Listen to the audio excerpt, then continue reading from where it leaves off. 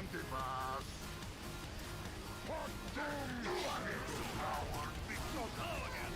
I am not done. I am These birds. somewhere. I'm in the dirt. See.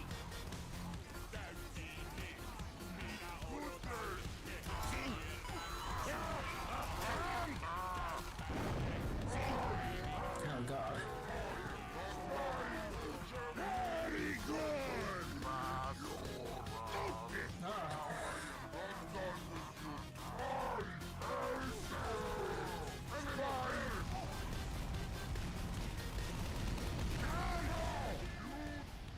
Oh, I'm fucked. We must fight. Shit. You are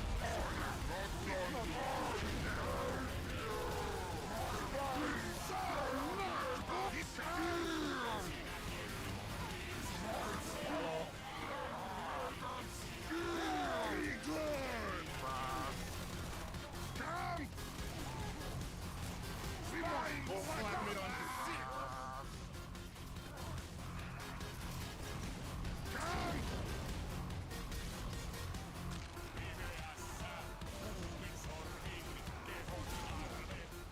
So much!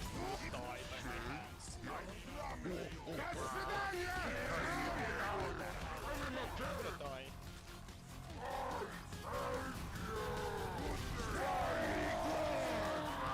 Are you kidding? I'm gonna die. I don't have my fucking thing yet. I'm gonna be like a wuss. That's Vidania! Tiny baby man. I promise. Very good! Dude, the amount of shoulders is insane. That's Vidania! Tiny baby man. See, come! Yeah, see! This ain't good. Oh, come on! The amount of shoulders is insane. No, the duo is not strong on a map like this. No, I couldn't. I didn't have the time yet. It was still on cooldown. A bloody hell!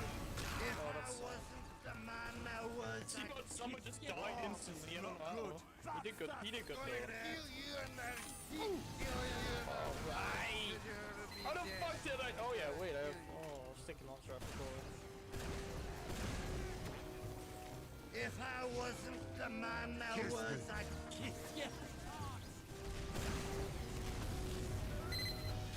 Seduce me. Are you sure? Yes.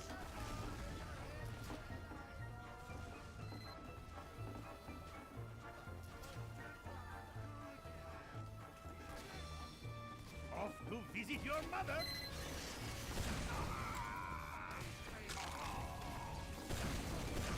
Oh god. No! If I wasn't the man I was, Seduce me.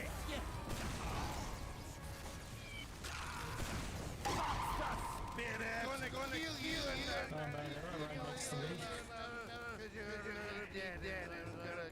kill you.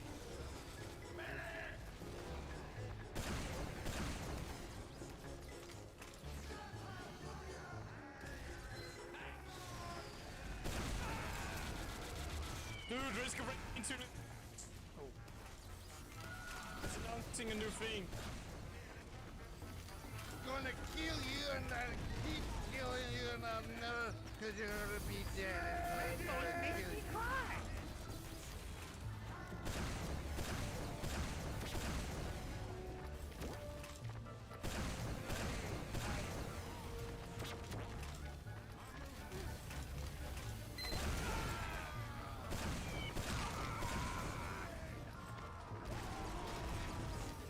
What?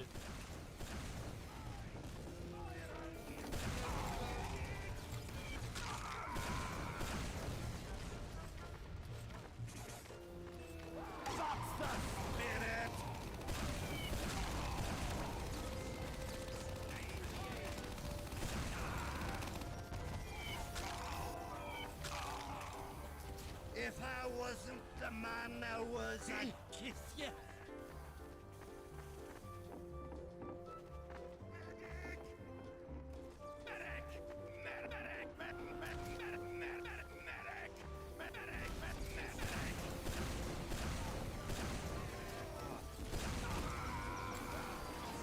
Oh, you're a single one of ya, not you.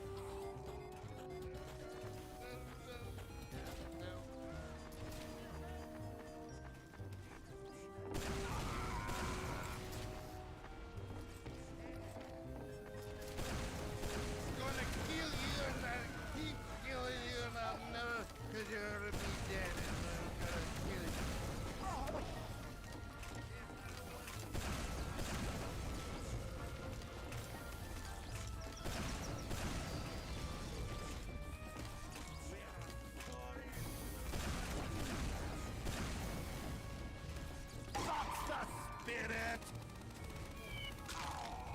That's the spirit! Medic! If I wasn't the man...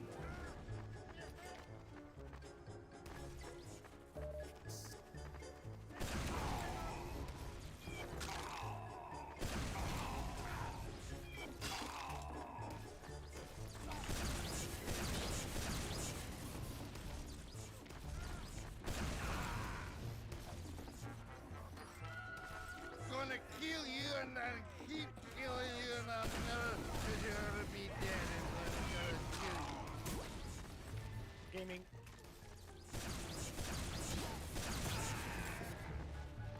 Don't let boil, I'll be gentle. Shut! The control point is being captured. Alert. The control point is being captured.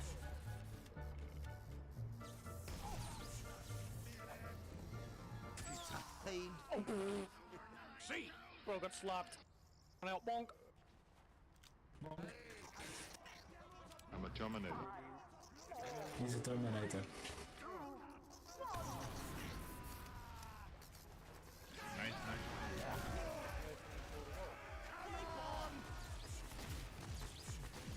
Don't do that. Don't do that. I lied. Oh dear.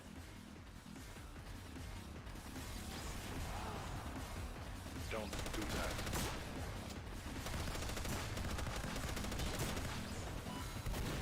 My mission is to protect you. Don't do that.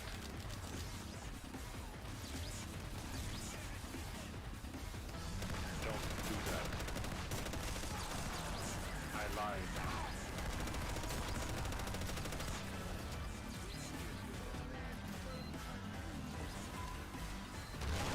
Don't do that.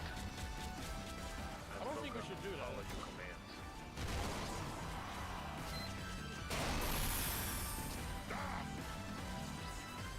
You're right. You're not the one I want. I'm wasting my time. You are terminated.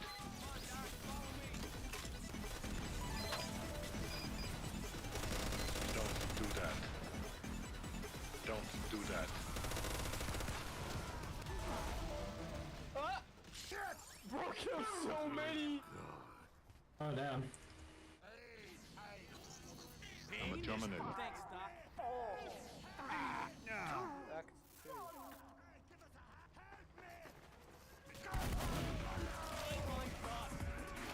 Oh, very nice. Don't do that. Don't do that. Don't do that.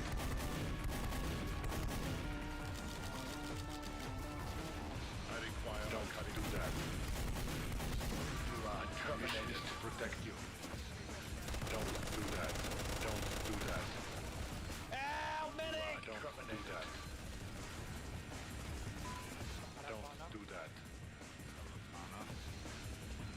sure he's gonna blow. I lied. Tori, what the fuck? 10k. I'm programmed to follow your commands.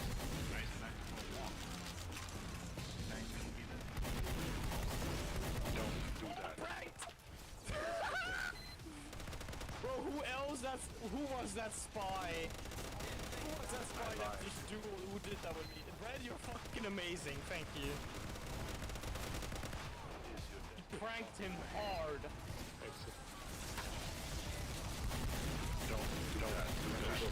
Protect you. Don't do that. You're right. You're not the one I want. I'm wasting my time. Don't do that. My mission is to protect you.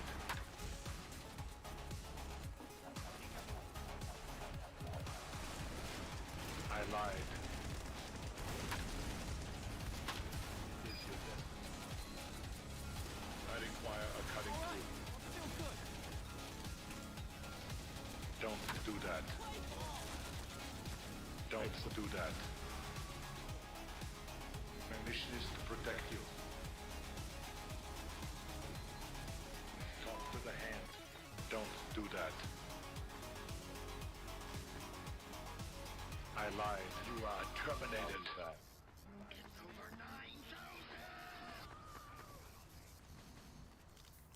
Nice. Gentlemen, money. Money. Welcome to you. Let's last map like this. Oh, please. You father So this is the money hail. money. Hello again. Money. Ah, yes, Tori, the damage is okay. 10k damage is okay, you know?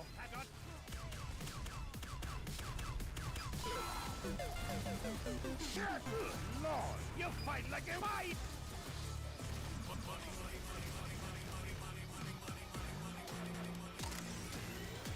Oh, whoa! Where the fuck did you come from? Yeah, fair. Some people are just really unaware, which is funny. You subnormal weak. You subnormal weak.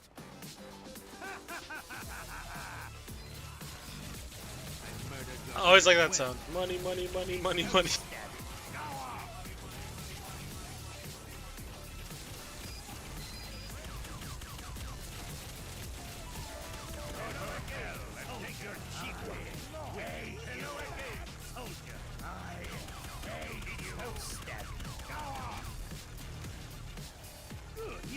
You fight like a wife! You fight like a wife! I make it look easy!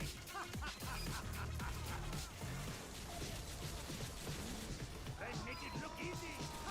Money!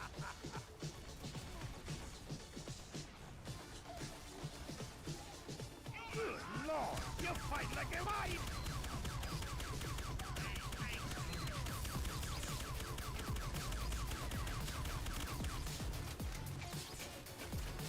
It's no stabbing. Go on! Use your fangs, use your money!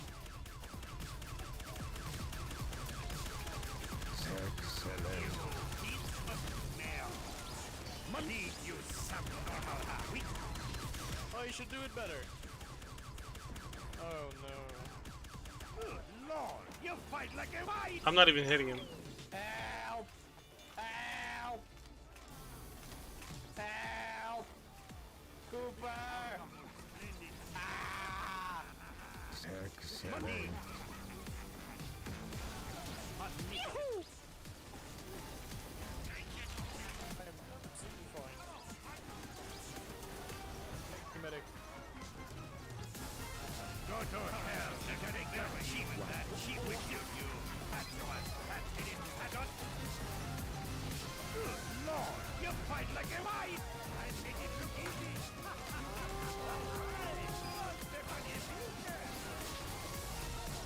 You died and you lived. I'm just dancing. Money!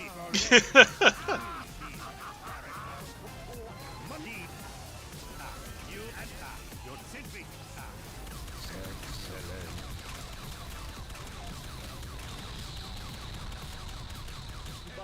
son. Oh, please. You are the disappointment. I'm having a sweet. You died as you lived. Horny all day with your bones, but you imbecile! Go to hell and take your cheap wife with you. Money! Money! It's self-stabbing. It's self-stabbing. Perhaps they can bury you in that cheap suit you patriots had got.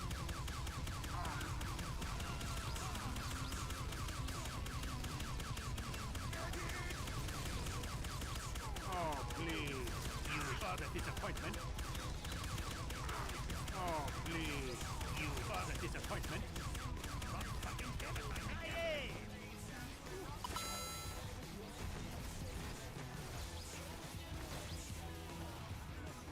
It's self-stabbing. What? Go on! The outcome was splendid. Hello. Have fun with my stickies. Self-stabbing. Go on! Die! With your bones, but...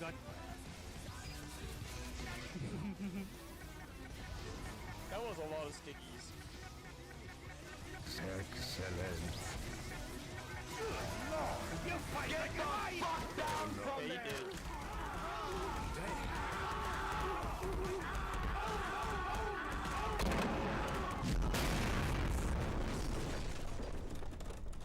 Boom!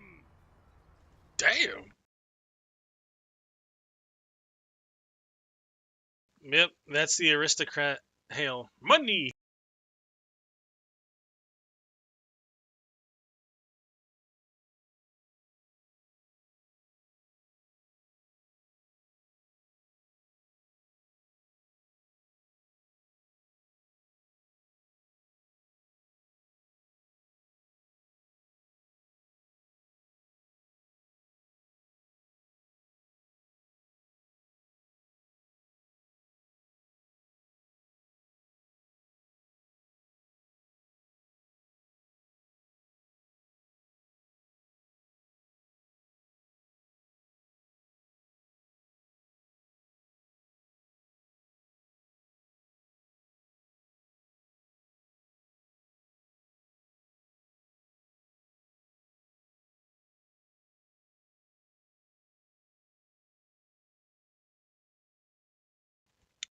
So I'm thinking that we could probably do a little bit more blood hunt. Actually, give me a sec. Maybe do like, well, I mean, of course I want to do more TF2, but I'm thinking that maybe,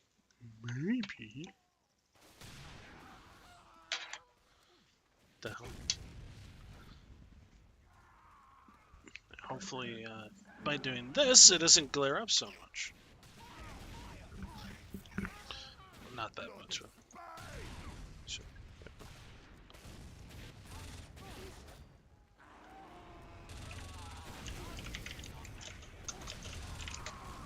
Seduce me.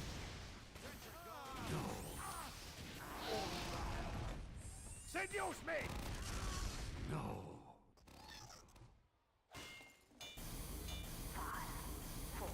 Are you sure? Control point enabled.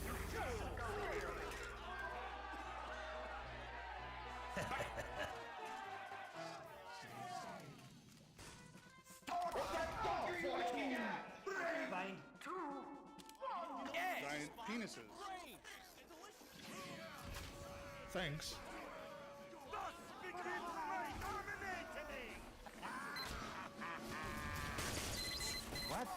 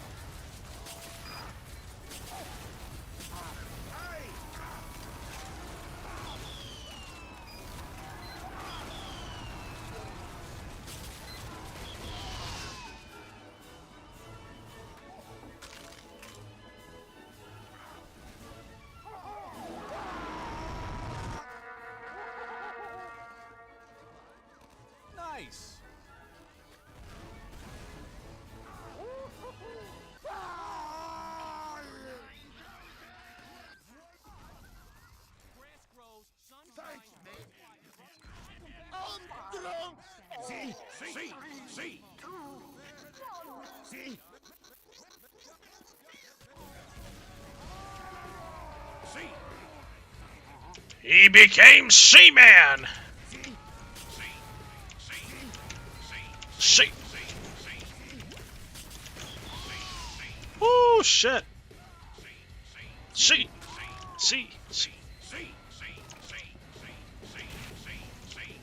Just infinite C.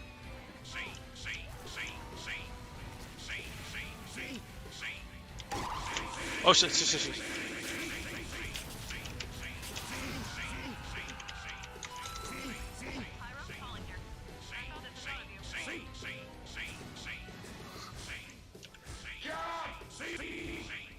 No.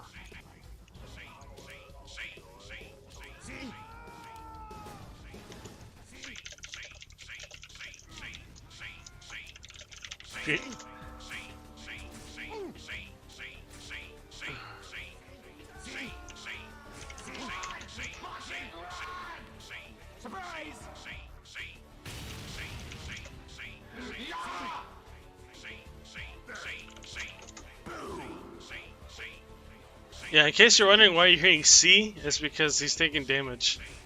Like bleed damage, so now he's saying C.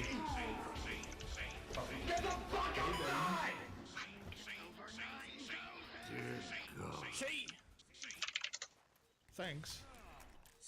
So my teeth just shut itself for some reason. Don't worry, boyo. I'll be gentle! What is this one clip? Uh-oh. Property damage! Bumping ain't right. Where is he? What the hell? That's fine, I can roll the dice.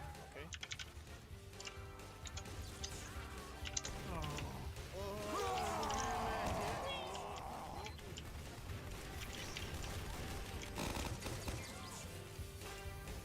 Where the hell is this dude even at? Oh.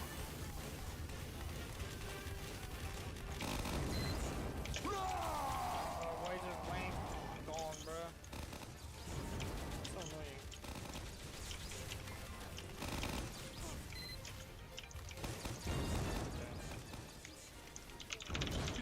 He's gonna do a funny! Yep! That's the funny. That's a big funny.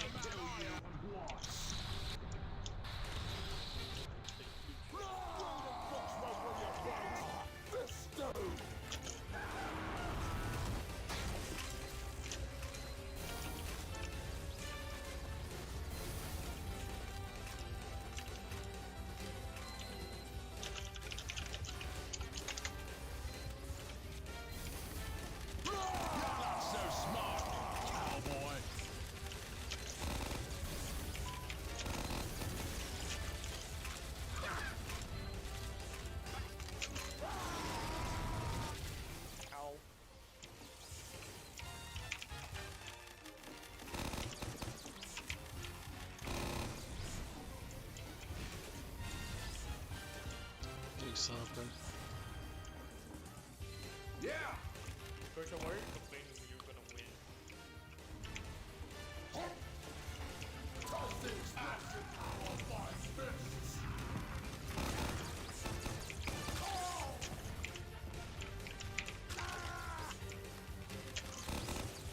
I don't even know if we're gonna actually hit him with these.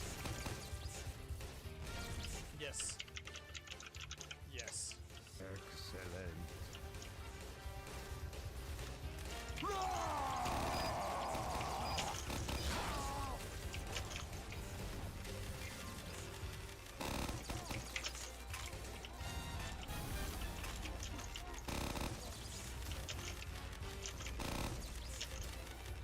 You don't know who it is, do you? Nah. I think I already know who it is.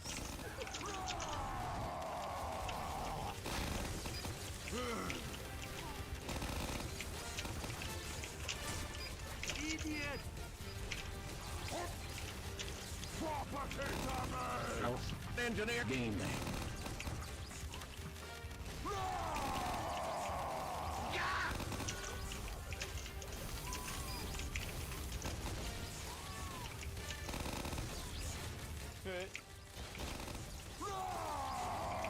He's really trying to do this.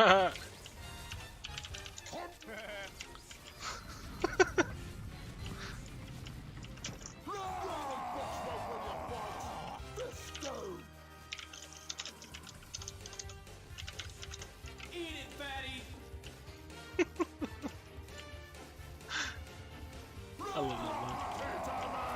What the hell is he?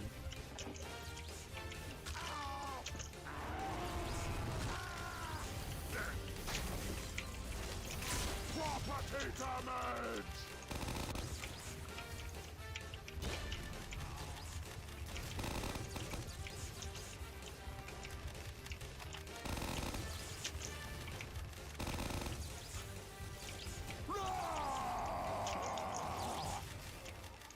Why does he have a spell book? Alright, no spell.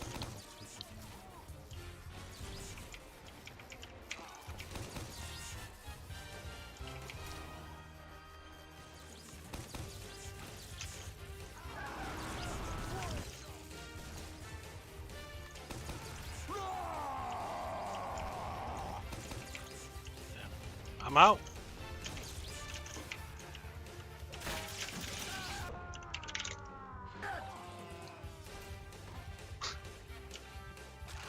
Yeah, I thought I swapped out this. Quick plug. And then I'll try the lock and load. And then I'll try the caber, yeah. Caber toss!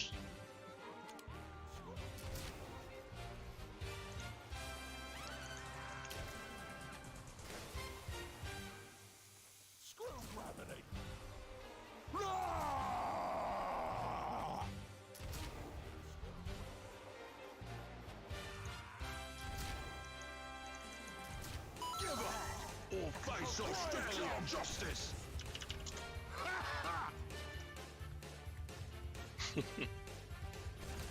Screw gravity! Come on! Gocho, if you do not last, if you do not make this next bomb, you stink. Bonk! Yeah, okay, you missed, you stink. The control point is being contested. Brave jump! Boink! Screw gravity! Yeah! Screw gravity! Are you sure? Kill him! Screw gravity! Yeah! Nope. Yeah! Shit! Higher! David! Screw gravity! See! Brave jump! then. Come to daddy.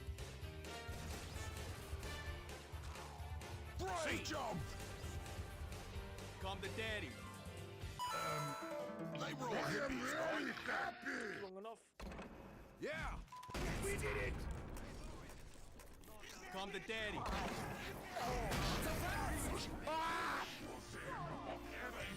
Eat it, fatty.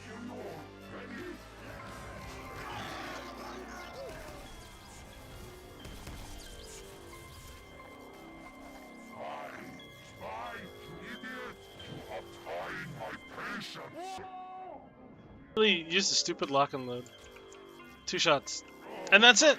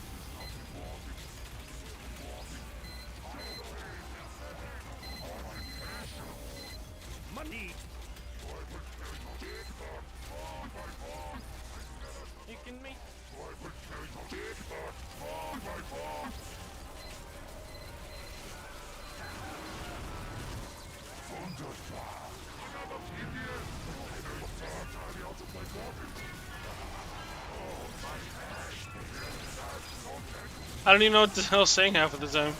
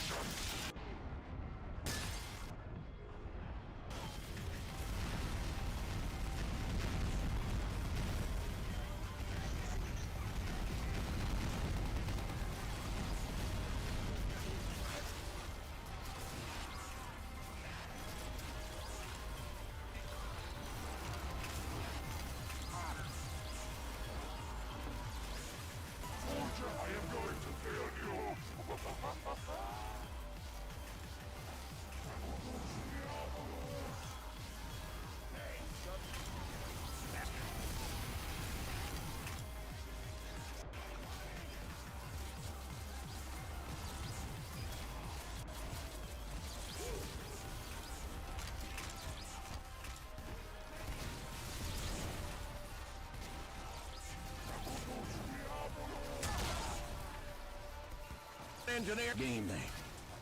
Demo is calling. I've got a contract for you.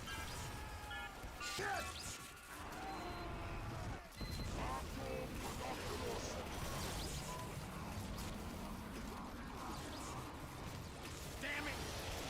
Medic, overheal me. Overheal me. Thank you.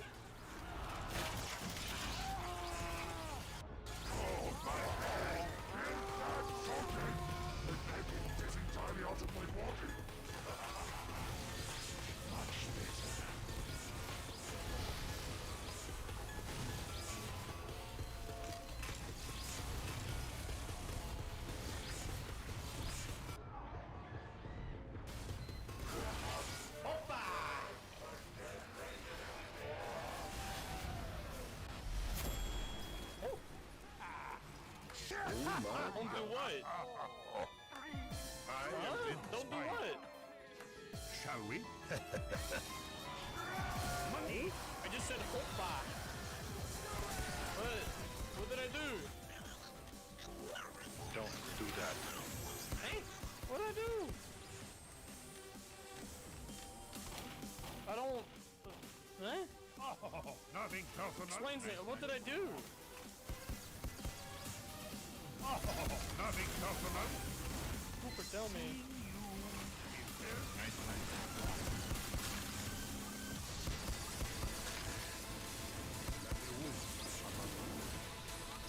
Oh, please. You suck.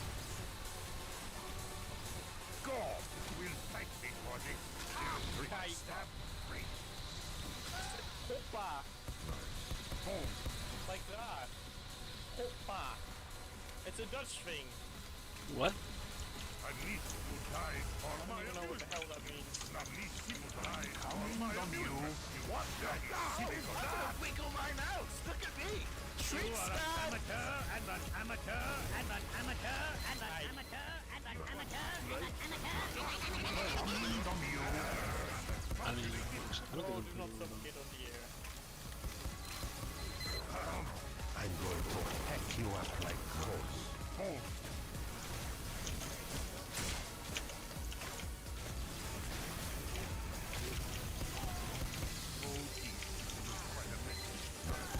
Oh, come on!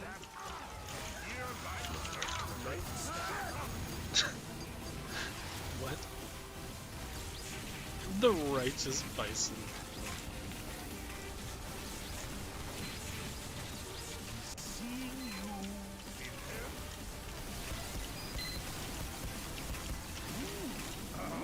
I'm going to hack you up like coals. Stab home.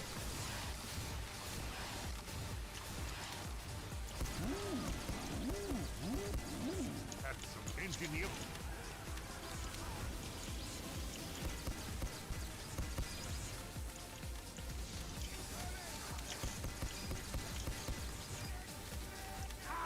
Stab. Oh, Wiggle my mouse. Look at me. You are an amateur and an amateur and an I'm going amateur to and an hack you up amateur like and an coals. amateur and an amateur. Use the dispenser. started on you.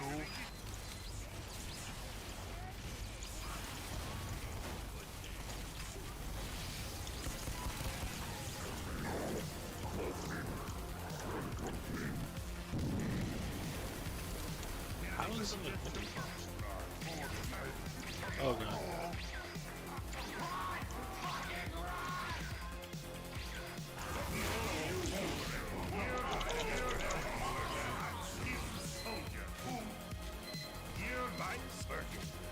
What the?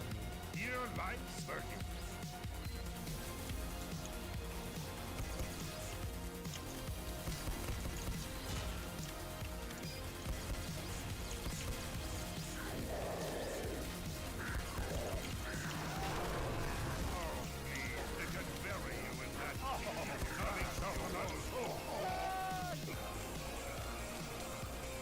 Damn.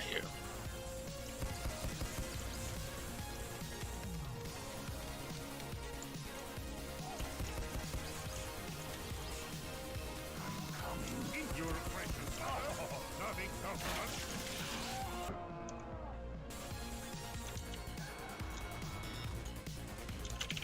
Thanks. Soldier. They can bury you in that unskilled soldier whom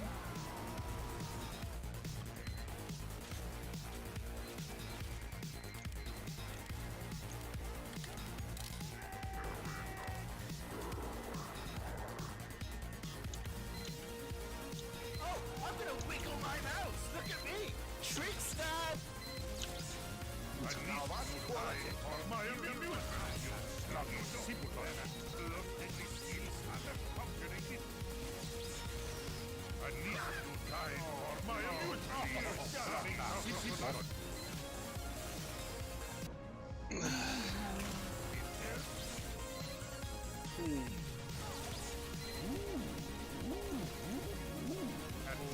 Woo! The hell's that?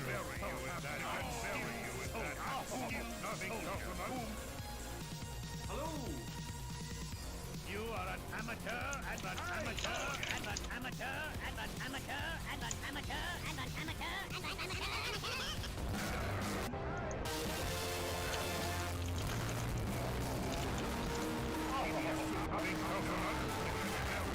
Zawardo!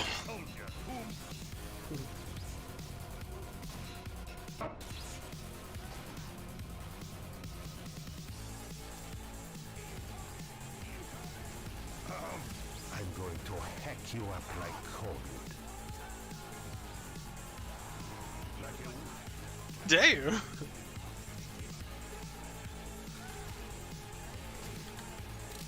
What the dark is that? Come on, dumbass. Nice shot. May I make a suggestion? Right, more than that. Good idea. Let's begin. Jeez. Ow.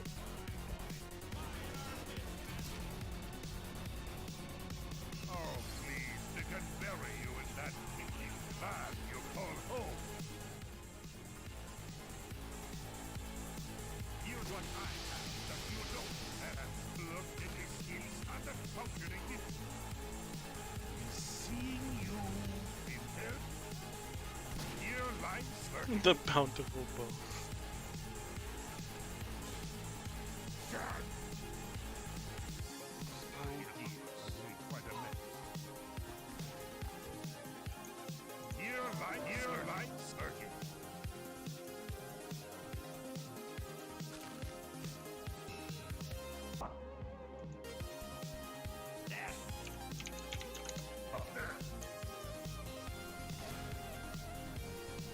Got pissed on.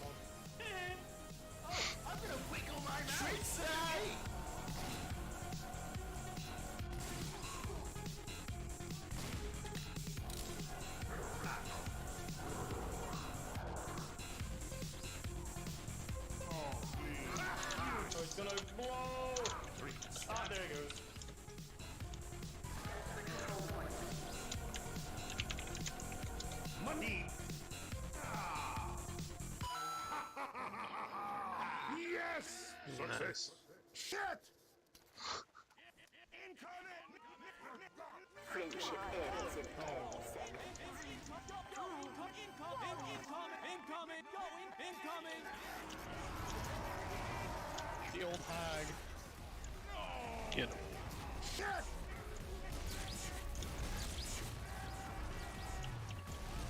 Uh-oh.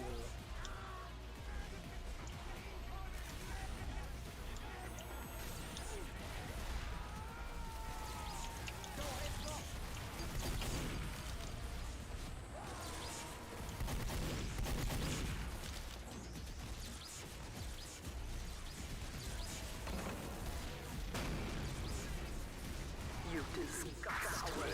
You disgust me. You disgust Oh my god! That almost fucking hit him! me. You disgust He's out of stroke. You disgust me. You disgust me. You disgust me. You disgust me. Coward. How could you betray me? Yeah! Hoppa!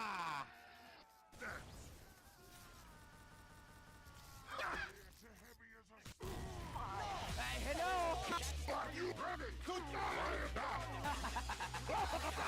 Keeps them all. Good idea! Shit! Nice! Your mouth is so tight! Get out! Your mouth! So tight!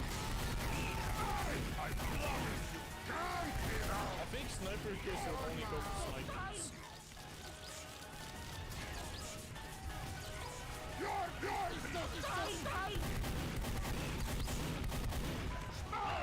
Oh, Porty doesn't know. I know. Your mouth! Get out! Your mouth!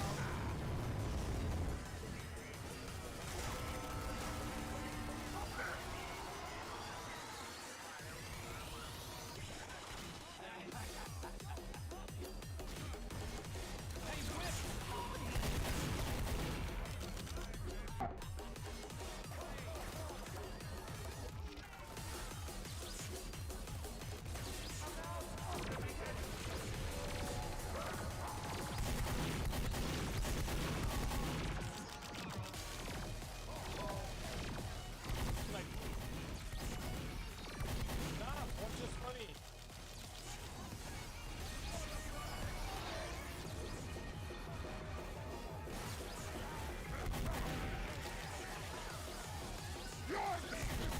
Funny lol. Where the hell did he go?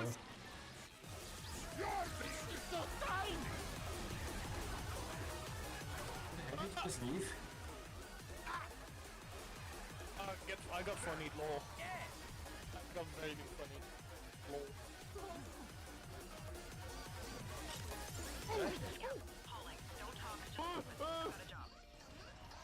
I'm out.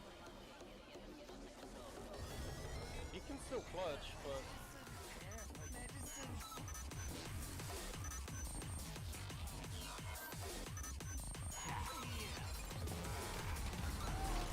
you never know.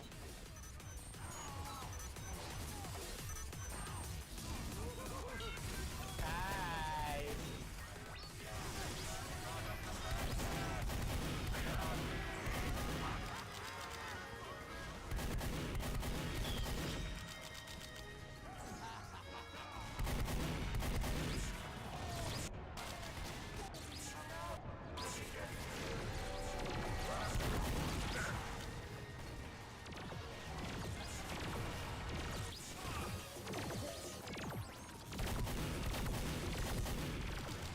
What are you doing? Ah!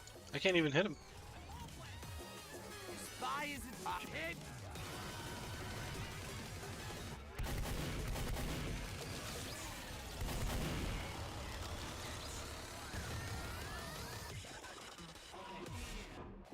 Catch this. Hey.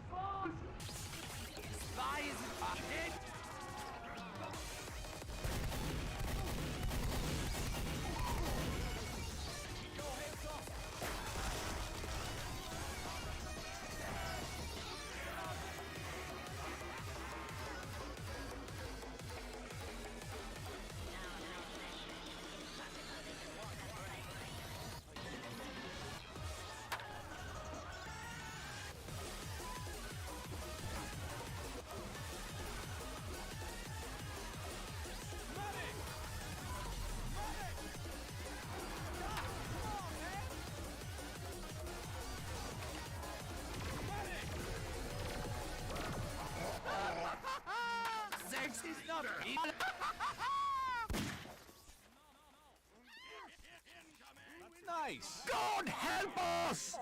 No. God help us! God help us! Shit!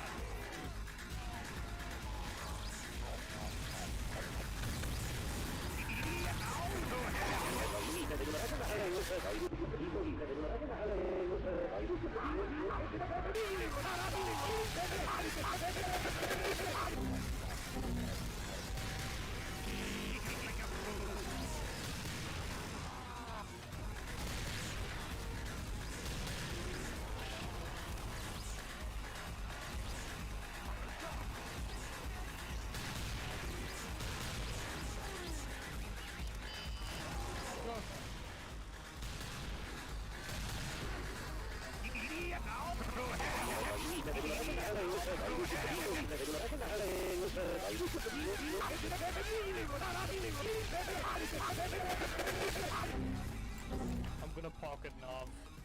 It's gonna be funny.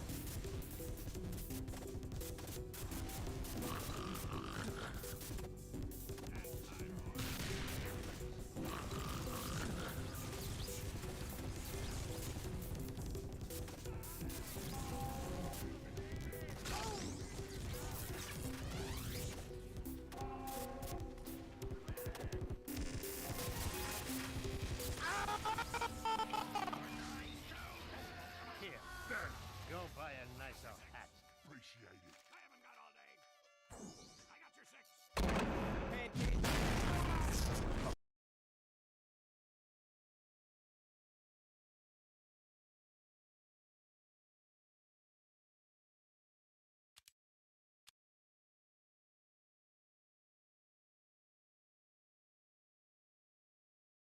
What the hell?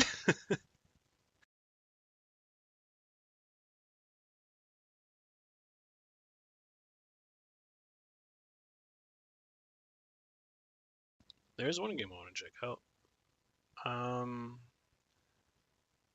You know, it's funny. I was, I was looking at BlazBlue right now, but I was like, in regards to BlazBlue, do you know just how like convoluted and just crazy the story is? Sorry. I am so sorry for that. So, the whole story of BlazBlue is by far the most lengthiest, most convoluted, and most confusing story of any fighting game ever. And we're gonna see.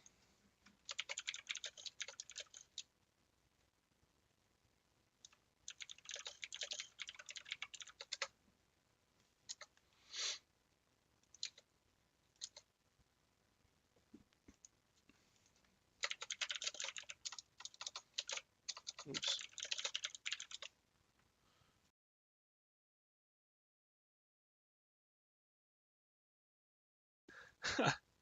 I can't believe I still have that up. Let's see. There we go.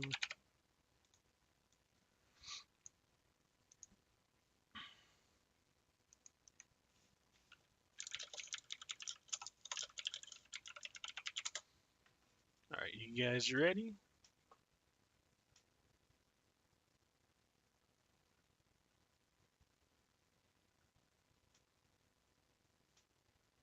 Let's see, which one is it? There was one here. The worst fighting game ever created.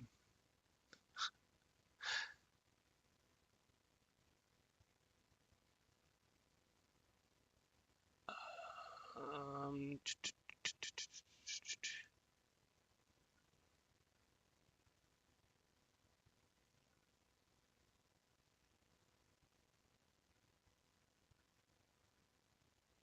where is it? Because it should have been here.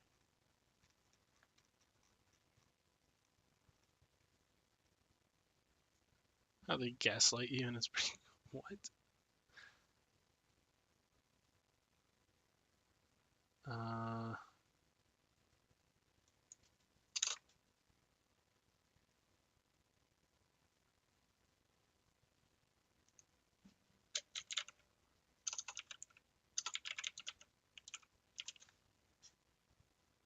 Where is it? I know I was just watching it. Not too long ago, but my goodness, it's like, okay, if you want to understand the full story of BlazBlue, you also need to look at other titles because they also provide information as to what it was that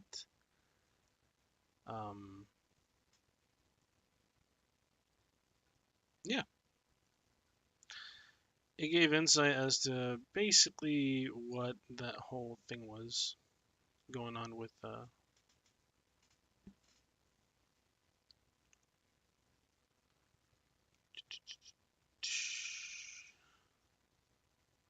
so I can't go back for this one, huh? Man, I was watching this shit yesterday, or I was listening to it. It was basically the story of BlazBlue, like the whole thing behind it, but I think it might be this one. I think. Fucking ads, dude. Oh my god. Jesus. Like, ugh. And welcome to another episode of Fighting Game Retrospectives, and this year has been great for this show. We've covered some iconic franchises and cult classics, but for our final episode of the year, I want to go out with something different.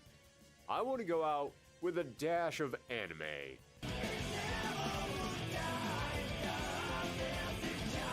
No, more anime.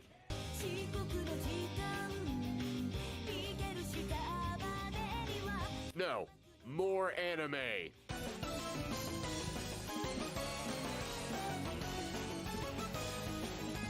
More anime.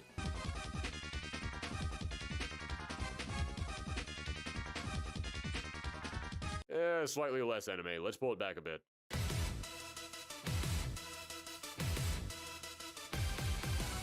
There it is. Yes, folks, this is one of those games I've been looking forward to covering ever since we started the Fighting Game Retrospectives.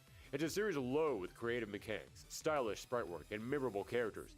A game that largely defined the 7th generation of consoles, helped Arc Systems return to the world of fighting games, and has an appeal that goes beyond the FGC itself. So today, the Wheel of Fate is turning as we dive into a world of beasts, robots, magic, whatever the hell this guy is, and we talk about this series' development, the groundbreaking gameplay, and the lore that... Oh, Yeah, the lore. oh god, right. I have to actually explain the story of BlazBlue now, don't I? Is it too late to go back to Waku Waku 7?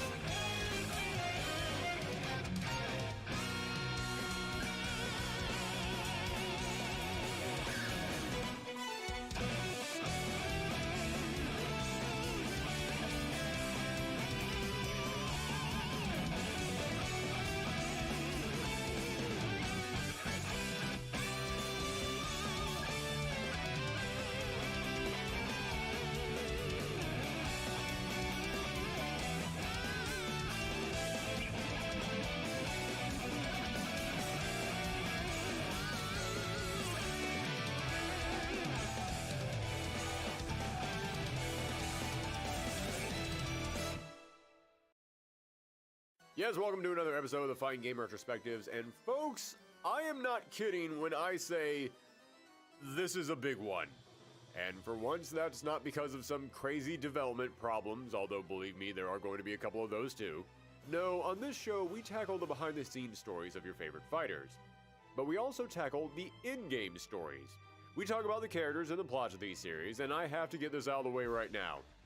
If you know anything about BlazBlue, it's that this game has the craziest, most complicated story in any video game.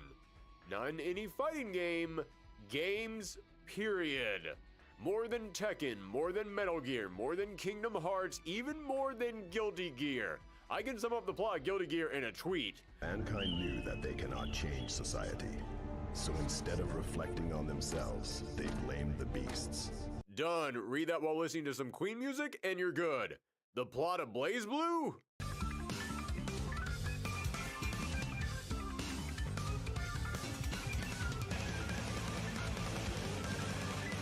That was 5% of one game. So I'm sure that some of you tuned in today thinking, oh man, I can't wait to finally learn the plot of BlazBlue. And to you, I have to apologize, because after studying everything that I could, after going through all the story modes and reading all the wikis, I have come to the conclusion that the story of BlazBlue would be too long and too complicated and require far too much explaining to fit in here with the development and the mechanics and everything else that we have to cover. So no, I'm sorry, but we will not be covering the story in this video. That's what part 2 is going to be for. Yes, folks, this is going to be a two-parter. Part 1 will cover the development and gameplay and features of each individual game, as well as giving you a very basic introduction to the characters and story. Then part 2 will be the actual breakdown of the plot. I decided to do this because, as I said, this story is so big and complicated it would make this video a jumbled mess trying to fit everything together. But also because, honestly, I know there are a lot of people out there who just want to know what the hell this story is, and they just want a video only about that. They don't want to sit through me talking about the gameplay, so for those people, I think they'd be much happier just getting their own video. So if that's you, then make sure that you click that subscribe button so that way you'll know when part 2 comes out. Also, just going to throw it out there right now, but we set a goal at the beginning of the year to hit 50,000 subscribers by the end of the year, and we are so close right now. So if you do decide to subscribe, then thank you. I really do appreciate that. But for now, let's talk about BlazBlue's creation. The story of how the BlazBlue universe was born began several years before the first title was even pitched, and it was birthed from the dying ashes of another fighter, Guilty Gear. Yes, if you know your anime air dashers, then you've probably heard these two compared quite often, and for good reason. Their histories are deeply tied to each other. Guilty Gear was the predominant fighting game franchise for Japanese developer Arc System Works, and while it never sold as much as Street Fighter, or Tekken, or Mortal Kombat, or Darkstalkers, or Star Gladiator. Yeah, look up the sales figures on Guilty Gear sometime. Its early games did not do well. But despite those sales, it did have some of the most stylish sprites, quickest combat, and inventive mechanics of any game out there, and it built up a fan base that was fiercely dedicated to it. And I'm including myself in there. I've loved Guilty Gear ever since X2. The moment I saw every insane thing this game was capable of, it instantly became one of my favorites. But what does all this have to do with BlazBlue? Well, Guilty Gear was a very personal project for its creator, Daisuke Ishiwatari. He had built up this massive world and long-running story connecting all these games, and you could feel how much he loved these characters. Hell, he even voiced the protagonist of the series. This was his baby. So you can only imagine how much it must have hurt him when he saw his creation taken away from him. You see, Guilty Gear, with its sleek graphics and crazy story modes and all the work that went into them, cost a lot of money. Money that Arc Systems didn't always have. So most of their games were published by Sammy, meaning they owned the rights to them. And Sammy for years had been trying to merge with Sega, but Sega kept telling them no. But Sammy was determined, so they kept waiting, watching for the moment that Sega slipped up. And speaking of Sega slip-ups, the Dreamcast! Kalina makes knives how they're supposed to be. The boldest blades designed for The Dreamcast! And the Saturn! And the Sega CD! Okay, Yep. There were a lot of slip-ups back to back. It wasn't exactly one thing that did Sega in. But after the fall of the Dreamcast, Sega hit rock bottom, and Sammy was there to take advantage of it. They merged with Sega to create the new Sega Sammy Holdings Company, and gave them all their properties, including Guilty Gear. To which Sega said, thanks. Yeah, Sega really had no interest in making someone else's fighting game. Hell, they barely had any interest in making their own fighting game at the time. And I should clarify, yes, Arc Systems could still technically make a Guilty Gear game, but it wouldn't be the same. Because Arc Systems owned the rights to the characters from the first game, but any character after that now belonged to Sega. So, if they wanted to make a new game, they could include characters like Dizzy or Ino or so many other characters who were very important to the story, and Daisuke really cared about that story. So even though he tried to make a new game that could work around these restrictions, it just wasn't the same. Also, it wasn't a fighting game and it kinda sucked, so yeah, it had that going against it. So eventually, Arc Systems had to accept that Guilty Gear was gone. Their standout franchise was now the victim of corporate IP shuffling. So Daisuke knew that they needed to create something new. They needed to make a fighter that could carry on that game's legacy and bring it into a brand new era. So that's when Daisuke got the brilliant idea to step aside and let somebody else take the lead. Yeah, sorry for that mislead, but I had to bring this up right at the start. Over the years, I can't tell you how many people I've heard say that BlazBlue was made by the same guy who made Guilty Gear. And while Daisuke did work on the soundtrack for BlazBlue, and he did help provide its creator with guidance during the initial development, Daisuke Ishiwatari did not create BlazBlue. No, that was Toshimichi Mori, better known by his fans as Mori P. Mori and Daisuke had been friends for years, even before they started working together. The two of them both attended the Osaka Amusement Media School to study game design, and fun fact, the reason Mori decided to go to that school in the first place was because a pop idol he liked occasionally gave lectures there. And I just find that hilarious. I mean, imagine if the reason that Mortal Kombat came into existence was because Ed Boon and John Tobias went to college together, but they only went to that school because they thought that it would somehow help them meet Debbie Harry. And I can't find out who that idol was, but I really do wonder if she has any idea she's indirectly responsible for an entire universe of games existing. Daisuke would end up bringing Mori onto Arc Systems as an artist, working on Guilty Gear X and other fighters, even creating the fan-favorite characters of Abba and Robokai.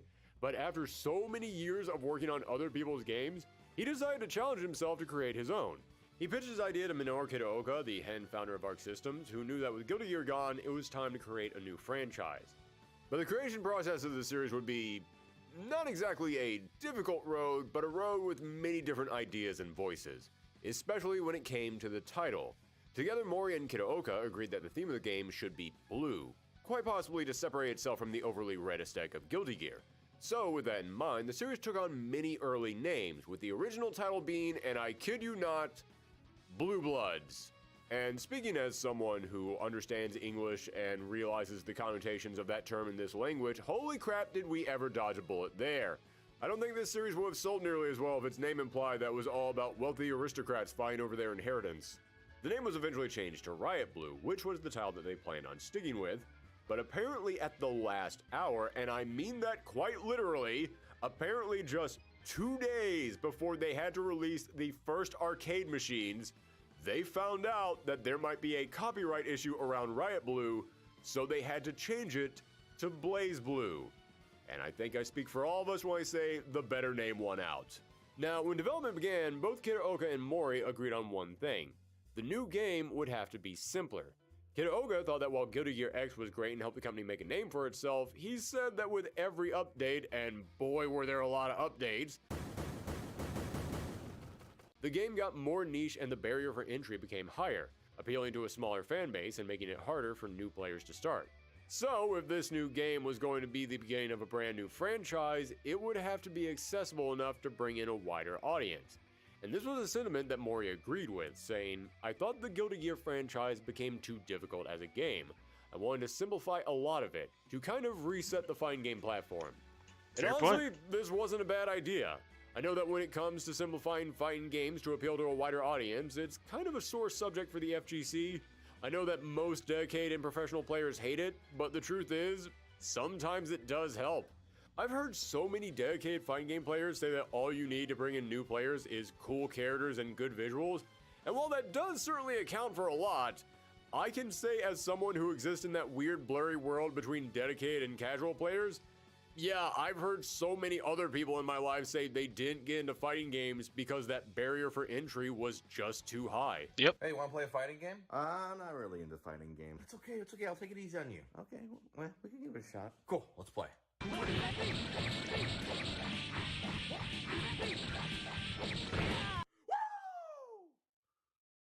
Want to play again? No, I think I'm good. Now, I'm not saying you shouldn't make complicated fighting games. No, not at all.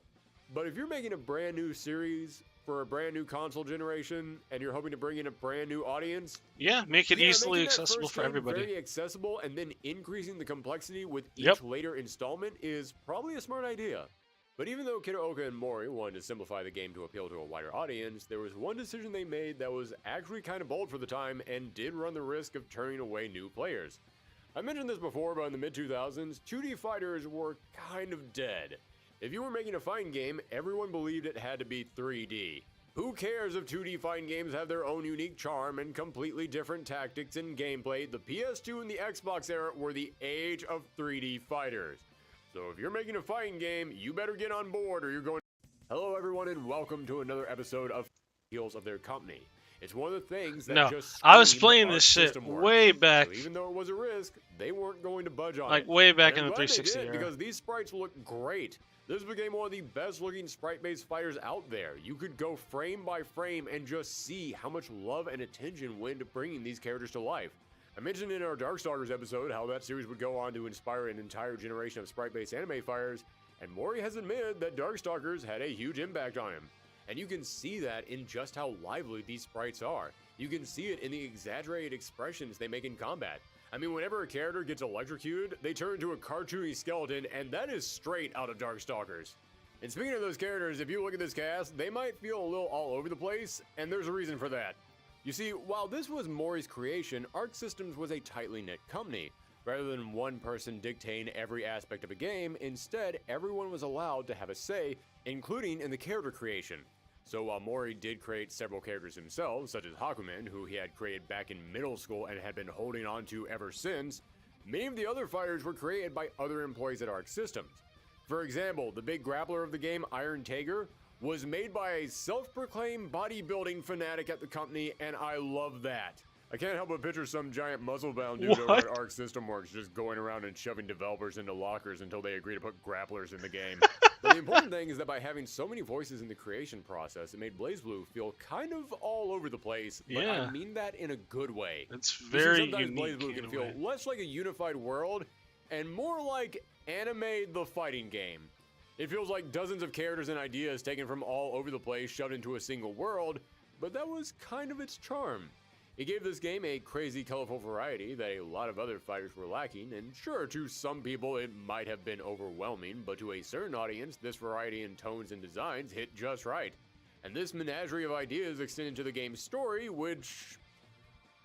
Oh god, the story. Yeah, here we go. Yeah, okay, as I said, I'll be It's gonna be a talking short about one the here, actual but- story itself in its own video, but I do need to bring up the inclusion of the story in here because it did play into the game's development. For starters, I mentioned that Toshimichi Mori had been working at Arc Systems on Guilty Gear and some other fighters like Battle Fantasia, and he was a fan of Darkstalkers, but that doesn't mean fighting games were his first love. No, Mori has said multiple times he got into game development because he wanted to make RPGs. He wanted to create a big sprawling world with massive stories that stretched on for dozens and dozens of hours. He just kind of fell into working on fighting games because he knew Daisuke Ishiwatari, and Daisuke got him to Arc Systems Works. In fact, I've actually heard from multiple people that Mori originally pitched this game to Kitaoka as an RPG, but Kitaoka wanted them to make another fighting game after losing Guilty Gear, and that's how BlazBlue morphed into a fighting game. Now, I will admit, I haven't been able to find any actual interview where he actually says this, but when you play through the game, yeah, it certainly feels like that's real. Because every single BlazBlue game has a massive story mode, longer than anything you had ever seen from another fighting game. And this was back when story modes weren't even a given in fighting games. Nobody was really thinking beyond just having a simple arcade ladder back then. However, while I'm sure that Mori pitched these story modes because he literally had been building up this story in his head since middle school and he wanted to make sure that it got out there into the world in some form or fashion, he did say it was also part of his strategy for selling the game. You see, he wanted to make sure that these games had something beyond just the combat to try and bring in players.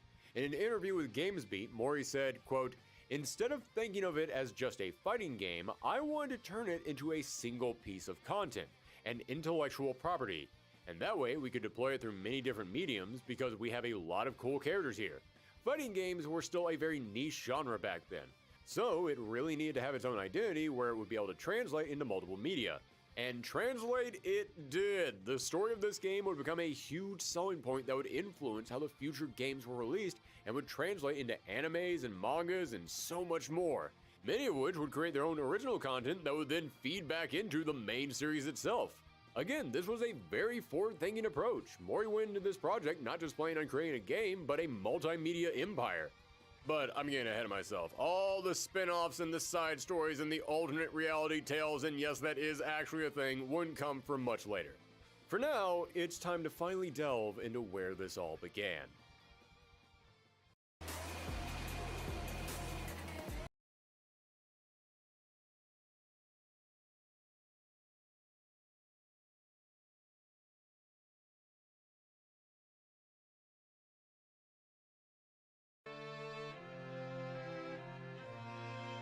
Here we go, lads!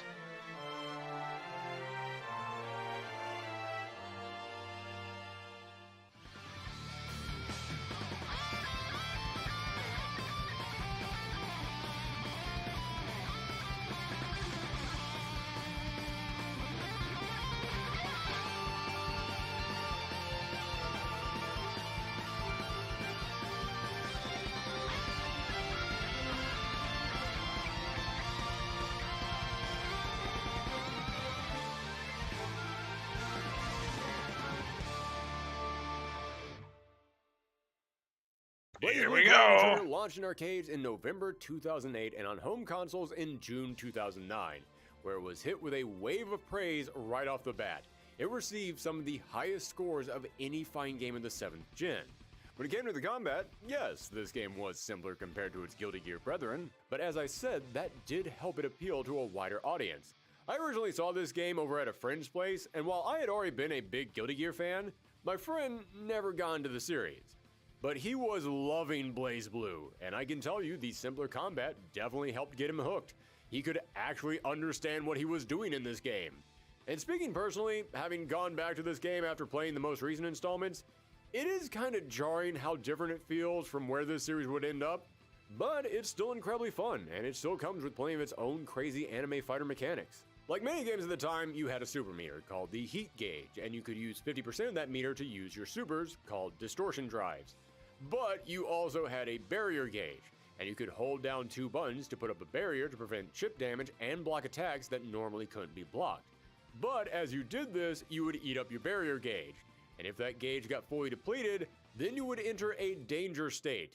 And in this state, you would take 50% extra damage. So yeah, big reward, bigger risk. You could also hit every button at once to perform a barrier burst, which would blow your opponent back to give you some breathing room, but it would also completely destroy your barrier gauge, and I already told you why you don't want to do that. So you better think if getting out of your opponent's combo is really worth that gamble. And just like how Guilty Gear became famous for its instant kills, BlazBlue created a similar mechanic with the Astral Heats. However, the instant kills in Guilty Gear were easy to pull off. You just hit all the buttons at once to activate, and then you hit your opponent before the meter runs out. Boom, that's it. Fairly simple for something that let you instantly win the round.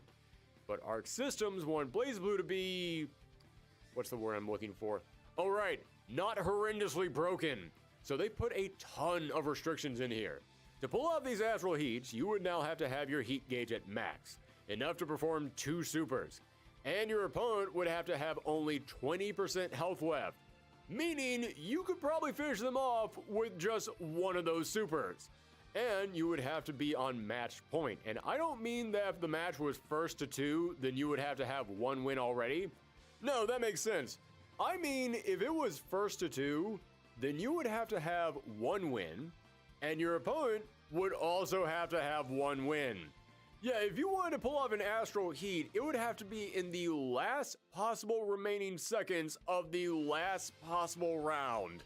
That is an insanely specific situation, and while I imagine if you ever pulled it off, it would be hype as hell, I can also imagine some people probably playing through this entire game and never even knowing that this was a thing. However, here's something else really weird about the Astral Heats, and by weird, I mean flat out unfair. When this game begins, only 3 out of the 12 characters have their Astrals unlocked. All of the remaining characters can only unlock their Astrals if you beat their arcade mode. Meaning, if you decide to get this game, open it up, and then just plop down on the couch with your friend and instantly start playing against each other, there are 3 characters who just automatically have an advantage over everyone else. Sure, it's a very specific, probably will never pull it off advantage, but it's an advantage nonetheless. This might be the only game I have ever heard of where it came purposely broken and you had to unlock the balance patch. And speaking of unbalanced, if you already had the character's Astral unlocked and you then played through the arcade mode again, you would unlock the unlimited version of that character. These were crazy enhanced Super Saiyan versions of each character that you could only play in offline mode, which makes sense. It would be way too unfair to take the unlimited characters online. But you and your friends picking 2 unlimited characters and having an over-the-top crazy busted slugfest? Yeah, that's perfectly fine. Go nuts. But when talking about the mechanics of BlazBlue, what really made this series stand out was the drive ability. You see, BlazBlue was sort of a 3.5 button fighter. Because you had your 3 basic attacks, A, B, and C, essentially light, medium, and heavy, but then each character had their 4th button, the drive button. And this was a unique ability for every single character with wildly ranging effects. For example, Ragnar's drive was a large attack that would recover some of his health. Jin's drive let him freeze his opponent, and Rachel's drive wasn't even an attack. She was a character all about setting up objects and traps to mix up your opponents, so her drive let her control the wind, which could push her and her props around. And just speaking personally, this drive ability is one of the best things about BlazBlue. It provides so much variety to these characters. Each fighting game has a range to what their fighters can do, and to understand the game, you need to understand that range. And the range of abilities in BlazBlue are so wide that I'm sure some people might find it exhausting, but I love it. It made every character feel new, and no matter how many fighters were added to this series, I always got excited to see what they could do. I record a lot of footage of these games, and even late into the 4th installment, I still wanted to keep playing and running through the arcade with these characters because it was always a brand new experience. Yep. And I've always said that one of the best things about fighting games is that there is a character out there for everyone. No matter what your playstyle is, no matter what your taste may be, you will find that character that is for you. And with the variety in drive abilities and playstyles mixed with the creative cast of characters, BlazBlue is the living embodiment of that mentality. And speaking of that, let's go ahead and talk about these characters. Now, as I said, I'm going to save the big details about the characters for when we actually talk about the story, but I do want to give at least a little bit of rundown on each of them, which means that you do need a little bit of info on what the story is. This series is set in a world where 100 years ago, a giant monster appeared called the Black Beast. It rampaged across the world for years, but eventually 6 heroes appeared to fight back. One of these heroes developed a new type of technology called grimoires, which allowed humans to use an artificial form of magic called Ars Magus. With these 6 heroes and the armies of man now using Ars Magus, humans were able to fight the beast and eventually destroyed it. Unfortunately, when the beast died, it let loose a wave of toxic gas called Seether. To survive this new poison fog spreading across the world, humans had to retreat to the tops of mountains and build brand new cities, known as hierarchical cities. After the war, a new military force known as the Novus Orbis Librarium, aka the NOL, aka the Library, declared they would decide who could and could not use Ars Magus. People rebelled against this, leading to a civil war in the land of Ikarga, resulting in the NOL killing the Ikarga leader and making themselves the police of the entire world. Now, in each hierarchical city, there's an NOL branch, and in the NOL base, there's something known as a cauldron, which serves as a gateway to a dimension between realities known as the Boundary, which is overflowing with Seether. This seems like a very dangerous thing to constantly be tapping into, but since Seether powers the NOL's grimoires, that's why they keep these cauldrons running. But it's also because they believe that at the center of the Boundary is the most concentrated form of Seether imaginable, known as the Azure, which is said to be so powerful that if you got your hands on it, you could reshape reality. So, now that we've got all that established, who are our fighters? Our protagonist is Ragnar the Blood Edge. When he was a boy growing up in an orphanage, his arm was cut off by his brother Jin, his sister was abducted, and his home was burned to the ground. So yeah, he's got a lot of baggage.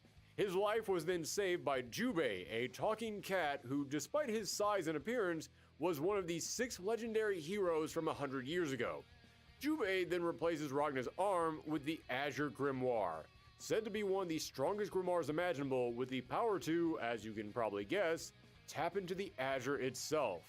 Ragnar now travels the world trying to bring down the NOL by destroying their cauldrons.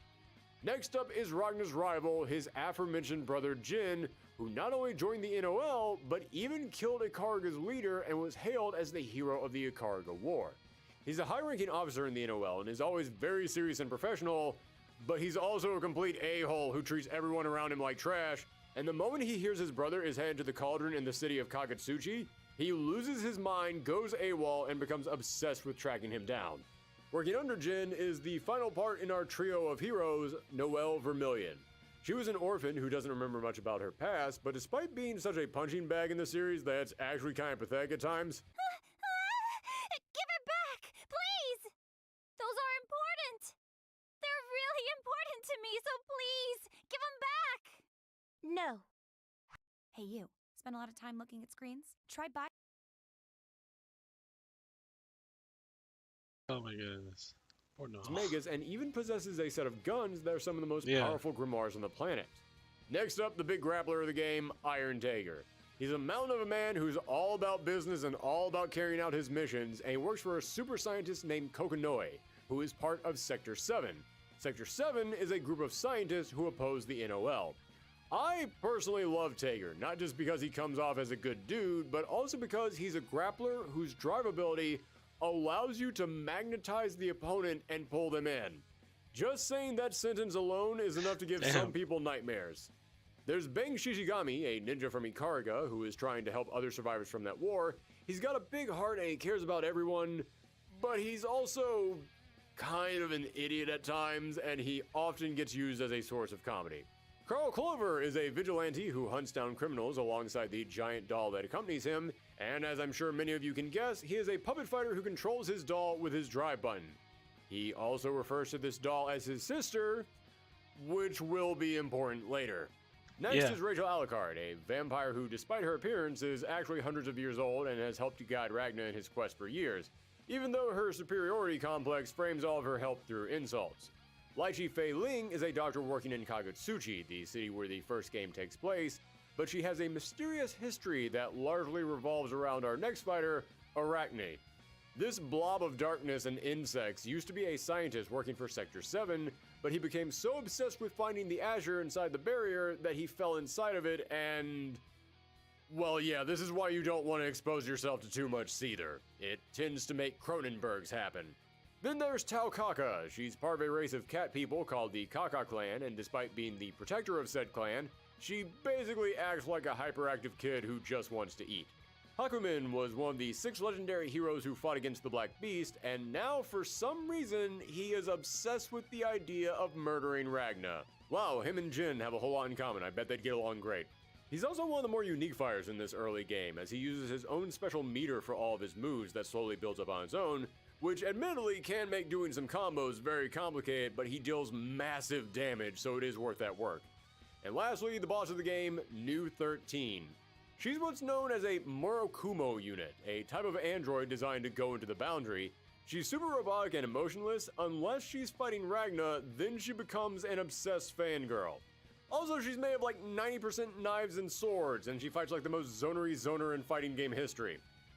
And that is your roster and premise for BlazBlue Calamity Trigger. Okay, I know that was a lot, but I promise that's about the most story you're going to get in this episode. If you could listen to all that without your head exploding like that guy from Scanners, then congrats. Yes, folks, this series plot is complicated, and the world of BlazBlue already has a massive wall of lore as soon as the story begins, and about 7 more walls of lore that won't be revealed until later games, even though they start referencing those later walls of lore in the very first game. I mentioned that Mori P started thinking up these characters in this series back in middle school, and this series totally has that vibe of story you thought up 20 years ago and you kept adding onto it in your head for years before you actually wrote any of it out. And to everyone who thinks I'm being too harsh on the story, even Mori himself said this story is a jumbled mess. In an interview with Red Bull in 2017, Mori was asked about his inspiration in creating this story, and he said, and I quote, "Actually, I just created a world combining a lot of things that interest me. Though I admit in hindsight it was probably difficult at times for players to follow along." And speaking as someone who had to figure out this story for this retrospective, I would like to respond to that comment with an overly sarcastic, "No! The hell you say?" But I want to make something clear. As crazy complicated and flat out incomprehensive as this story can get at times, it is still totally possible to enjoy these characters without knowing anything about the plot. I had several people talk to me while I was working on this video saying they don't understand the story at all, but they still have a close attachment to these characters because their personalities and their relationships still manage to come through even if you don't understand the basis for it. And I totally get that. I had zero idea what the plot of BlazBlue was until like 2 years ago, but I still really enjoyed these characters because these games give them so much personality, whether that be in the actual story mode itself or in the combat. There are so many unique interactions between specific characters when they fight, whether that be unique in-round dialogue between characters or in the intro animations. And I mentioned the unique voice lines, and that's something else that I have to bring up about these characters.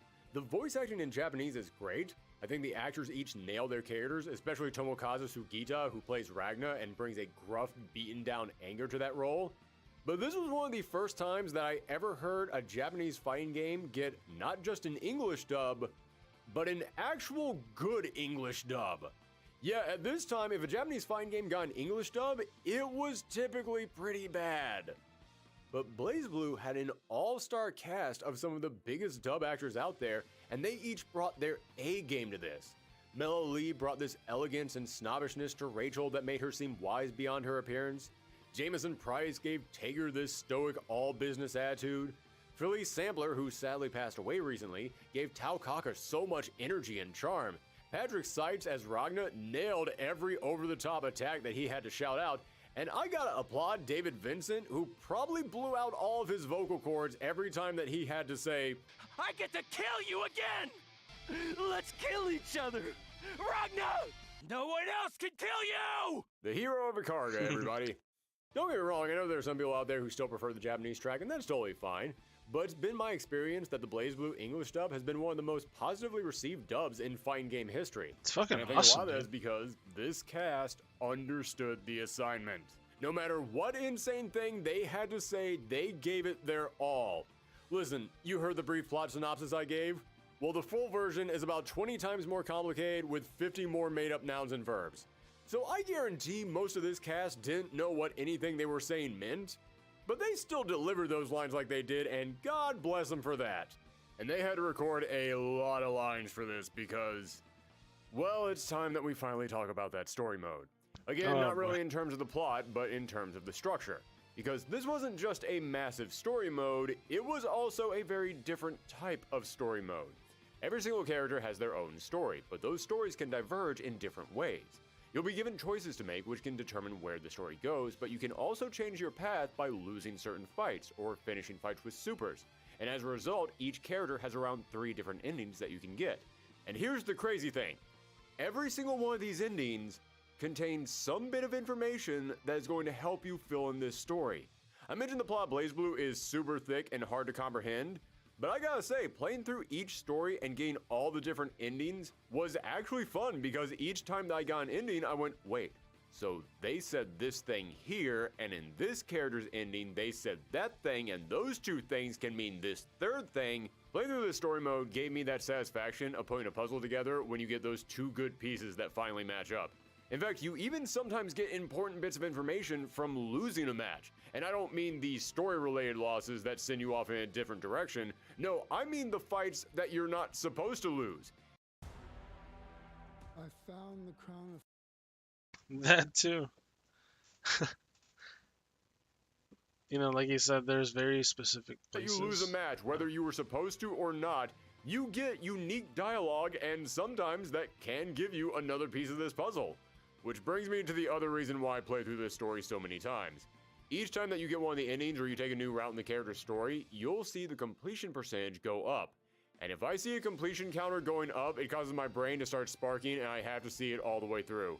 Unfortunately, you don't get 100% by fighting all the fights and getting all the endings. You get 100% by fighting all the fights, getting all the endings, and losing to every single character and seeing their unique loss dialogue. And what do you get for all that work? Well, I'm happy to say there actually is a completion bonus in this game. If you 100% a character's story, then you unlock a short interview with that character's voice actor. That's actually kind of neat. そうですね。ラグナーとして、ゲームの音声以外でこうストーリーモードで長く喋るということはですね。これはすなわちどういうことか。皆さんわかりますか? Granted, the interview is with the Japanese voice actor and isn't subtitled, so this really meant nothing to me, but hey, at least it's something. That's more than a lot of other fighting games would do. Now, there is something else you unlock when you play through the story mode, although it's not really a bonus, more of a necessity. If you're playing through the story mode and you're getting confused by the tidal wave of new terms and vaguely referenced history that's being thrown your way, then you will unlock a mode called Teach Me Miss Lychee. This is a feature where the game explains to you what certain terms mean, give you context to the history they keep referencing. It's the kind of thing that a series like this needs. And how they convey all this information? Through sketch comedy, of course, how else would they do it? Yeah, the setup for this is that Lychee and Tao Kaka are meeting other characters who try to teach Tao, but only after you sit through several minutes of them goofing around. Don't get me wrong, there is a charm to this, and hearing the characters actually explain historical events is more effective than just reading it on a wiki. But it was a bit annoying that I went into this wanting to learn what a hierarchical city was, and they would only tell me after sitting through a 5-minute bit about Noelle's friend getting stuck in a tree. Guys, I'm putting a retrospective together over here. I'm on the clock. Let's get a move on it! Now, once you've beaten every character's story mode at least once and gotten one of their endings, then you unlock the true ending. A true ending that leaves off on a massive cliffhanger. A massive cliffhanger that makes pretty much zero sense to you right now, but hey, that just shows how far ahead Mori had planned this story out. I mean, I'll admit, yes, a lot of the stuff you hear in this story mode is going to sound like pure nonsense floating in a word soup, but after playing through every game's story and then going back and reviewing this, I gotta admit, so much in this story that sounds like gibberish actually was referencing stuff that would be explained 2 or 3 games later. It's kind of wild how much was said from the start, and even wilder that ArcSys believed in this brand new game enough that they were willing to leave it on a big to be continued. I mean, they didn't know how audiences would react to this. What if it bombed? Well, luckily, this brand new venture paid off. I mentioned that the game received very positive reviews, but that doesn't necessarily always translate to sales. I mean, you can have the greatest game on the market, doesn't mean much if nobody buys it. Well, much to the delight of ArcSys, people did buy it. A lot! In the first 3 years, BlazBlue Calamity Trigger sold 1.7 million copies, which if this was Capcom or Bandai Namco, that would be a disappointment. Good thing this was not Capcom or Bandai Namco. No, this was Arc Systems, and for them, this was one of the biggest successes they had ever had. As I said, their Guilty Gear games brought in critical praise and a diehard fan base, but they never brought in much money.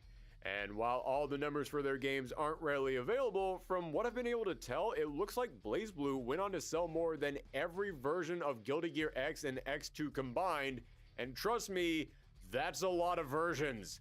Just to give you an idea of what a big boom this was for ArcSys, the last Guilty Gear game to come out before this was XX Accent Core, and that sold 40,000 copies in Japan in its entire lifespan. BlazBlue Calamity Trigger sold 60,000 copies in Japan in its first month. And these sales can largely be attributed to all the points that I've already laid out. The designs, the accessible combat, the story, but quite possibly the biggest boom BlazBlue got came from something that was completely outside of the devs' control, but it's the secret to success for so many titles. It's the thing that can make or break any release. Timing. You remember how I said that was a risk to make this a 2D fighter when it was at a time when studios were leaning heavily into 3D? Well, just a few months before BlazBlue Calamity Trigger released in arcades and on home consoles, Street Fighter IV was released. And while it used 3D models instead of sprites, it was a return to 2D combat. And it exploded. People loved this game, and as a result, 2D fighting games saw a massive surge in popularity. People were demanding more 2D fighters, and studios were ready to jump at this. But it takes time to make a new game. No way would anyone be able to get anything ready for at least another year.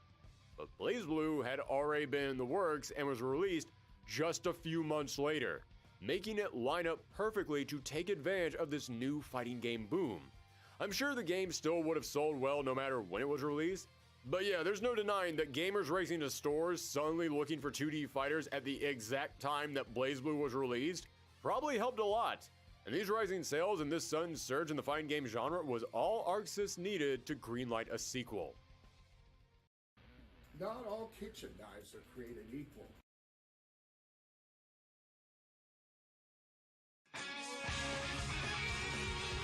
Now we're getting Continuum Shift.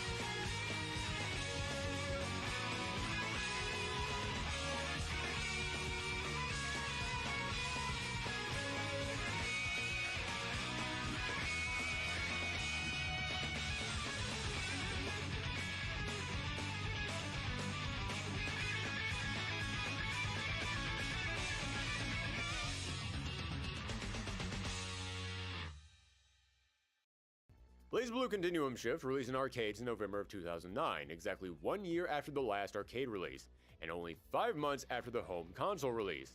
This was a hell of a turnaround. How did they get a sequel out that fast? Well, that was thanks to the magic of reused assets. Yes, this is one of the things that I really miss from the day and age of sprite-based fighters. The idea that we could get a brand new installment so quickly because you could just pick up the sprites from the last game and put them in the new game. You didn't have to rebuild everything from scratch, leading to a stressful production, and it gave the developers much more time to focus on balancing and improving the gameplay, which the developers did. A lot. Every single character got brand new moves, giving them more options in combat. And this right here, this is one of the best things about BlazBlue. Every single game from this point on would take what the previous game had made and added onto it. each game gave characters new moves and mechanics, Yep. while rarely, if ever, removing something from them. And when they did, they would typically replace it with something else. You remember how I said if you want to start a brand new franchise, it's not a bad idea to make it accessible to large audiences and then make it more complex with each new installment? Yeah, that starts here. Because of this, it's almost universally agreed upon that this series got better with each installment. You ask someone what's the best Street Fighter, you're gonna get a lot of different answers. You ask someone what's the best Tekken, you're gonna get a lot of different answers. You ask someone what's the best BlazBlue, almost everyone is going to say the fourth one. But that's not to say it's still not worth going back and replaying these older games. I still had a blast going back and revisiting these games, and it was fun seeing how this series developed and grew over time. Now, as for these adjustments to the mechanics, one of the big ones comes from the burst. Now, if you burst, it no longer depletes your gauge. Instead, each player has only one burst that they can use in the match. But if you lose a round, then you can get an extra burst. However, that burst icon isn't just used for defense. You also now need to have a free burst in order to do your astral heat. Yes, there is yet another stipulation to point off your insta-kills. You now can't use your burst throughout the match if you want to make it happen. But they did ease up on a few of the other restrictions. Now you just have to be on point match for yourself, not for both players. And you can now pull off your astral heat when your opponent is at 35% health, which is way better. At 20% health, the insta-kills were just there for bragging rights. 35% actually makes them feel powerful, like something that was worth 100% of your meter. As for the remaining balances and gameplay changes, there's a lot of small tweaks, but the important thing to point out is that the combo system was reworked so that the opponents would be pushed back less, allowing for bigger combos. And yeah, you can totally feel that. The level of crazy combo nuttiness definitely jumped up from the last game. Even someone like me who can barely make his thumbs work could feel the difference. Now, when it comes to the characters, as I said, everyone from the last game returned, but there were 3 new characters. Well, more like 2.5 new characters. There's Tsubaki Yayoi. She's one of Noel's close friends from the military academy and a childhood friend to Jin and has a not-so-subtle crush on him. She's professional and mature beyond her years, but when Jin goes AWOL looking for Ragna and Noel disappears looking for Jin, the NOL tells Tsubaki that she has to hunt down her 2 friends and kill them. She doesn't want to do it, but she was raised believing the NOL is always right and that she should always do her duty, so she reluctantly agrees. Well, that and she is using an ancient grimoire that's kind of devouring her mind. One of my favorite things about doing these retrospectives is that it forces me to play characters I would normally never touch. And I never had any interest in playing Tsubaki, but after actually getting my hands on her, she became one of my favorite characters to play. She's got super easy combos, she's got an overhead that launches you into the air, and she has EX versions of all of her moves that are charged up by holding down your drive button, giving her some really good variety. Then there's Lambda 11. She was another Murakumo unit who had been salvaged by Kokonoi, the mad sassy scientist that Tager works for. And while she does have her own backstory that's really damn tragic, we all know why she's here. They didn't want to lose any characters, but New 13 was destroyed at the end of Calamity Trigger, so Lambda 11 is just New 13 with a different coat of paint. And lastly, there's the big villain in the game, Hazama. He was the captain in the NOL who had secretly been pulling everyone's strings behind the scenes, manipulating them for his own plans, because of course he was. I've seen enough Bleach to know you don't trust a guy who looks like this.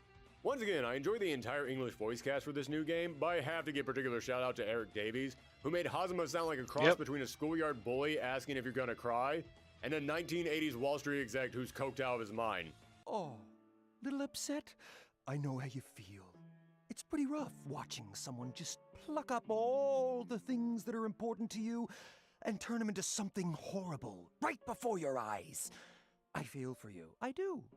But oh my God, is this fun for me! Especially your despair! So divine! After this game, however, Davies would be replaced by Doug Erholtz, but he also did a great job. I seriously didn't even know they changed actors until researching this video. Hazama also serves as the final boss in the arcade ladder, and this is one of the most frustrating fights in this entire series because not only does Hazama use snake whips to snatch you out of the air and whip and dip and zip all around the stage, but you're not fighting regular Hazama, you're fighting unlimited Hazama. Meaning as soon as the match begins, he surrounds himself with a ring of energy, and as long as that ring stays up, he heals back his life, and if you step inside that ring, you get poisoned and you lose life. So if you start attacking, but he keeps blocking, you're just going to end up doing damage to yourself. Oh yeah, Hazama is pure evil in both the story and in combat. He's so evil that you do his insta-kill with pretzel motions, and if SNK has taught me anything, it's that only the most sinister of villains use pretzel motions. However, those are the characters that got added to the arcade release. The next year, in July of 2010, the game came to home consoles. And if you're wondering why it took almost a year for the game to move from the arcade to consoles, it's because remember, when it comes to the combat, there were only technically 2 new characters and a handful of new moves and balance changes. Everything else was reused assets. The home console release? That's where the new content started pouring in. And before we go any further, I should let y'all know right now, Continuum Shift gets a little, let's say, Street Fighter 2-y with its releases. There was the initial port, then there was Continuum Shift 2 for the PSP and 3DS, and finally Continuum Shift Extend, which is basically the complete edition. And each game added brand new content. Sticking with the characters, Continuum Shift came to consoles with the same roster as the arcade, plus the brand new unlockable character, Mu12, who... Okay, at the risk of getting too deep into the plot right now, let's just say she's another Murakumo unit who has some kind of a connection to Noelle, and I won't spoil much more beyond that. She's a very unique character, and her drive places drones all around the stage that you can then manipulate to send out attacks. Also, while Hazama is still the technical final boss of the game, she now serves as the secret final boss. If you manage to get all the way through the arcade without losing any matches, then you get to fight her. But you only have 1 shot to beat her, and yeah, you might need more than 1 shot. She's pretty tough. Now, that was the only new character at launch, but they did release multiple DLC characters. Platinum the Trinity, who is a young girl that looks like a Sailor Scout, but she's actually got 2 souls inside of her. A young shy boy named Senna, and a foul-mouthed troublemaking girl named Luna. Plus a 3rd soul that lives in her staff, Trinity Glassfield, who was another one of the 6 legendary heroes. She's kind of what I would describe as a grab bag character. Her drive lets her summon out random new weapons to use, which can make learning her a little bit difficult since you don't know what you're going to get next, but each of her weapons are goofy and fun, so I'm cool with it. Also, I have to point this out. Platinum's default stage is called Bascule, and this is one of the best stages in the entire game for one simple reason. It's the stage that gave us the Hype Dog. Yes, this big mouth furball is going to constantly be in the background throughout the entire match, cheering you on with his repetitive barks, and I love it. I mentioned that Mori said that he was a big Darkstalkers fan and that series left an impact on him. This has to be a reference to the cheering dog in Bishamon stage back in the old Darkstalkers games. This has to be an Easter egg of sorts. But whether or not it's completely original or is inspired by Darkstalkers, the fan base loves Hype Dog. This has become one of the most beloved figures in this entire game. Heck, it's become one of the most beloved figures for Arc Systems in general. People love the Hype Dog. Don't mess with me again. Hype travels fast, but great Dogs, getting back to the characters, Valkenhayn are health. What is the coincidence? Hype travels fast after we learn about Hype Dog. Singh is next. He's Rachel's butler who is fiercely loyal to her, and he's also a werewolf, and his dry button gives him the ability to transform. And guess what? He was also one of the 6 legendary heroes. Yeah, we're starting to fill in that legendary hero bingo card real quick, aren't we? And the final DLC character was Makoto Nanaya, another classmate of Noelle and Tsubaki's, and a huge fan favorite character. She's perky, energetic, upbeat. She's basically the power of friendship personified. You may also have noticed she's a squirrel girl because, yes, animal people are a thing in this universe, and she punches things incredibly hard. When this game was coming out, being the huge comic book fan that I was, I couldn't help but draw very clear comparisons between her and Marvel's unbeatable Squirrel Girl. Marvel vs. Arc System works, just throwing it out there. Make it happen, Daisuke. Her drive ability lets you hit the opponent with 3 different levels of punches depending on how long you hold the button down, and all of her supers are hilariously over the top. They are low with so much personality, I love them. Also, I have to point out that Makoto may have the craziest origin story of any character in this roster. Not in terms of lore or in-game story, no, I mean in terms of development. In an interview with 4Gamer, Toshimichi Mori was promoting an upcoming BlazBlue manga, The Blood Edge Experience, alongside the manga's author, Mako Komao. The interviewer brought the fact that Komao had written a lot of romances between women in mangas before, and they asked if Mori had any plans on adding a romance like that to BlazBlue. Mori then revealed that originally, Tsubaki was going to be a lesbian who was deeply in love with Noelle. But he said he got about halfway through the script and said it just wasn't working out. So he rewrote Tsubaki to now be in love with Jin, but then he looked at Noelle and Tsubaki and said, well, now these two don't have anything in common. Why are they even hanging out? So at the last minute, he just sketched up a squirrel girl and threw her in there to basically just be the person who keeps Noelle and Tsubaki talking to each other. I love Makoto, and I'm glad that she exists, but it is wild to think that is how this fan favorite and very important character to the plot came into existence. But looking back on it, it's kind of obvious that she was an afterthought. In Calamity Trigger, she's just a goofy ditzy friend to the other two girls, while in Continuum Shift and Beyond, she's a badass interject punching machine. Yep, so it's she's kinda clear fucking that Mori awesome. didn't really have any ideas for her until the second game. But Makoto wasn't the only character to get some Hi, Anna. personality How are tweaking you in this doing? game. I mentioned that when it comes to the gameplay, this is when BlazBlue really became BlazBlue for me. But that also goes for the characters. In the first game, sure, some characters were here for fun, but most of them were pretty serious. I mean, Ragnar was just every dark bad boy edgelord that you drew in your high school notebook. But starting with Continuum, Like you can even tell right here, right? The reference between Dante and Virgil is also pretty obvious too. But yeah, and then Jim's like the calm, cool, collected. He's like the Sasuke. But I fucking love BlazBlue. It's such an awesome series. The story though is just, yeah. this series added a much needed chunk of comedy. Don't get me wrong, there were characters in the last game like Bang and Tao who were definitely meant to be funny, but now almost everyone had a sense of humor behind them, especially Ragnar. He's now throwing out one-liners and he has a far more relatable I am so done with everyone's nonsense attitude about him. Yep. In other words, they took Ragnar from generic edgy protag and turned him into anime Bruce Campbell. And I for one am okay with that.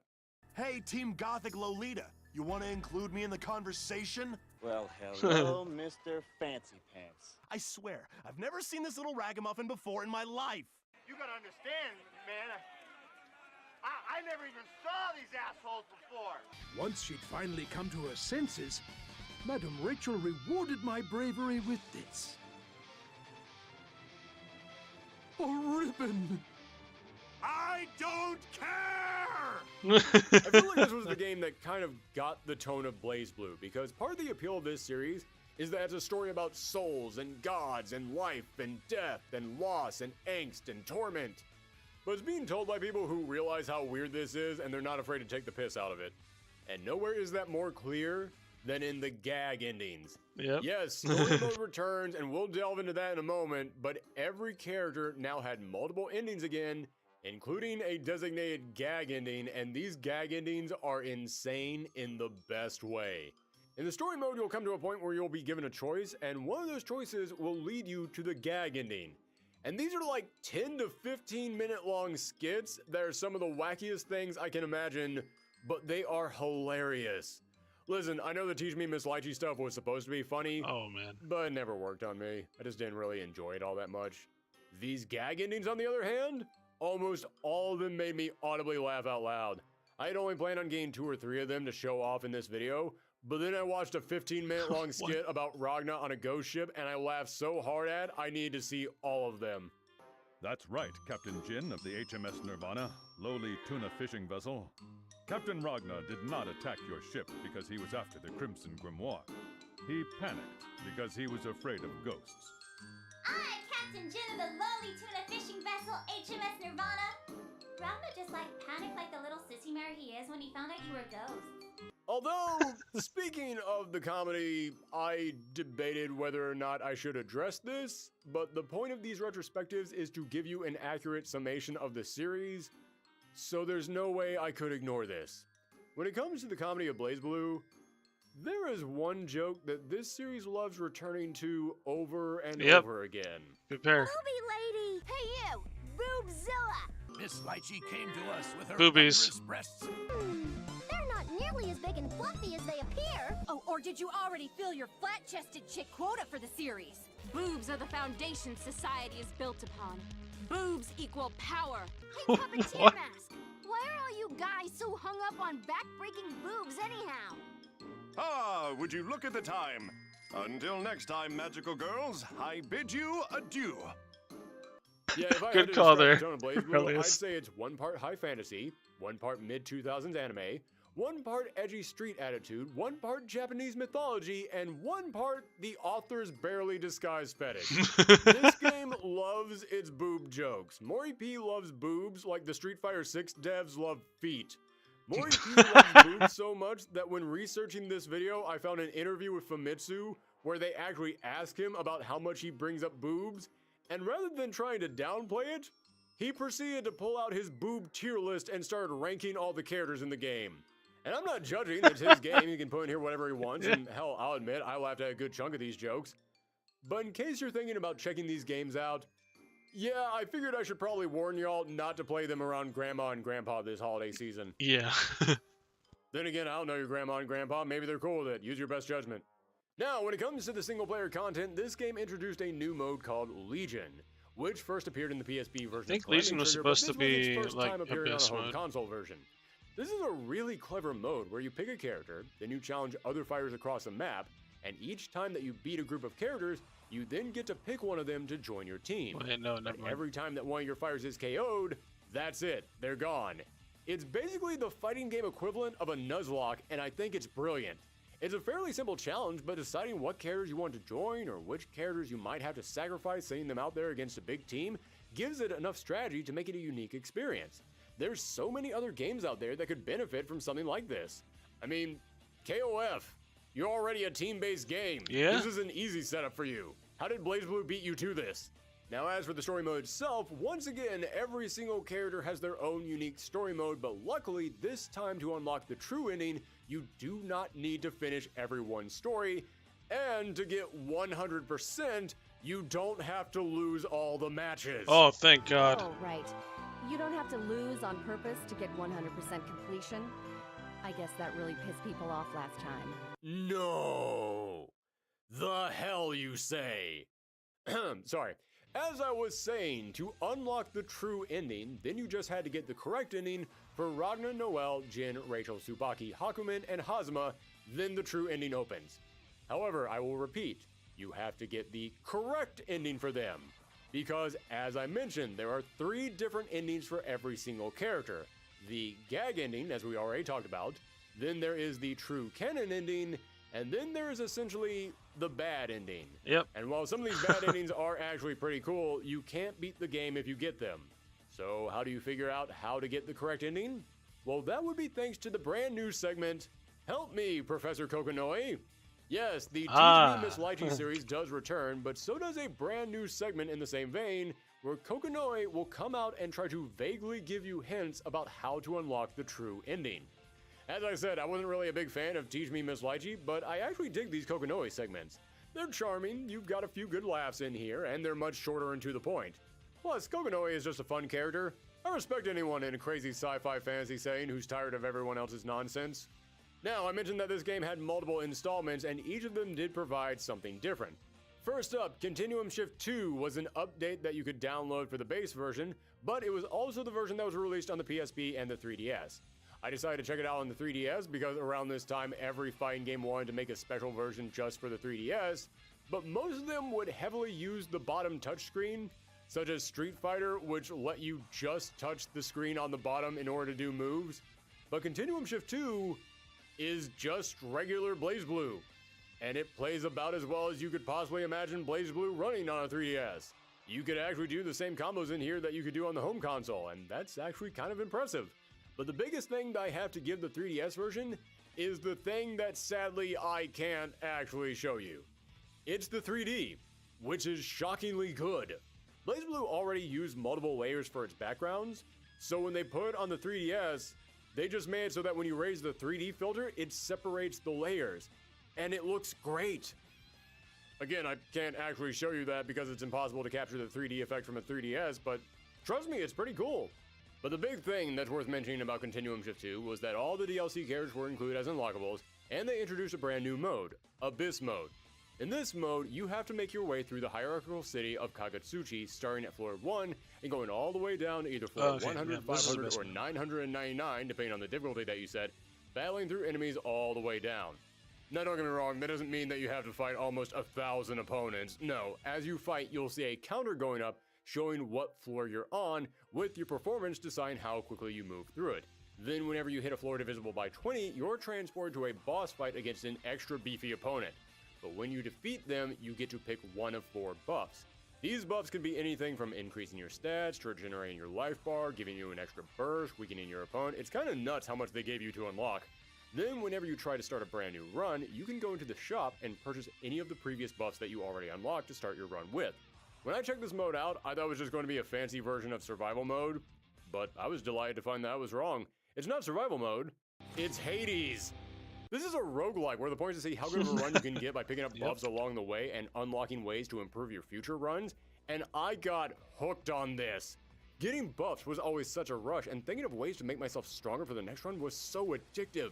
And I know some people might have problems with the fact that whenever you start a brand new run, if you want to start it with buffs, you have to spend the in-game currency to unlock those buffs. But to me, all that did was just rank up the tension. It put stakes on it. Sure, I could now get these buffs, but if I didn't make it all the way through this ladder this time, that meant I just wasted some of the in-game currency. It's risk and reward, and it made every victory so satisfying and made every defeat just make me want to get right back in there. And I want to point this out for a second. I talk a lot on this channel about the importance of single-player content in your fighting games, but a lot of people hear that and they think, oh, but single-player content is hard. It costs tons of money and time to come up with a big cinematic story mode. And to that I say, then don't do a big cinematic story mode. Use your brain and come up with some unique and interesting single-player modes that use the assets already in the game. And Legion mode and Abyss mode are perfect examples of that. And the Abyss mode carried over to the final version of the game, Continuum Shift Extend. However, for some weird reason, they got rid of Legion mode. I have no idea why you would remove modes from the complete version of your game when they were both available on the previous version of your game. That makes zero sense to me. But they did replace it with a brand new single-player mode called Unlimited Mars, where you face off with super-powered unlimited versions of your opponents. This is the final challenge. It's the mode made just for those who have mastered the game and are the true ultimate warrior.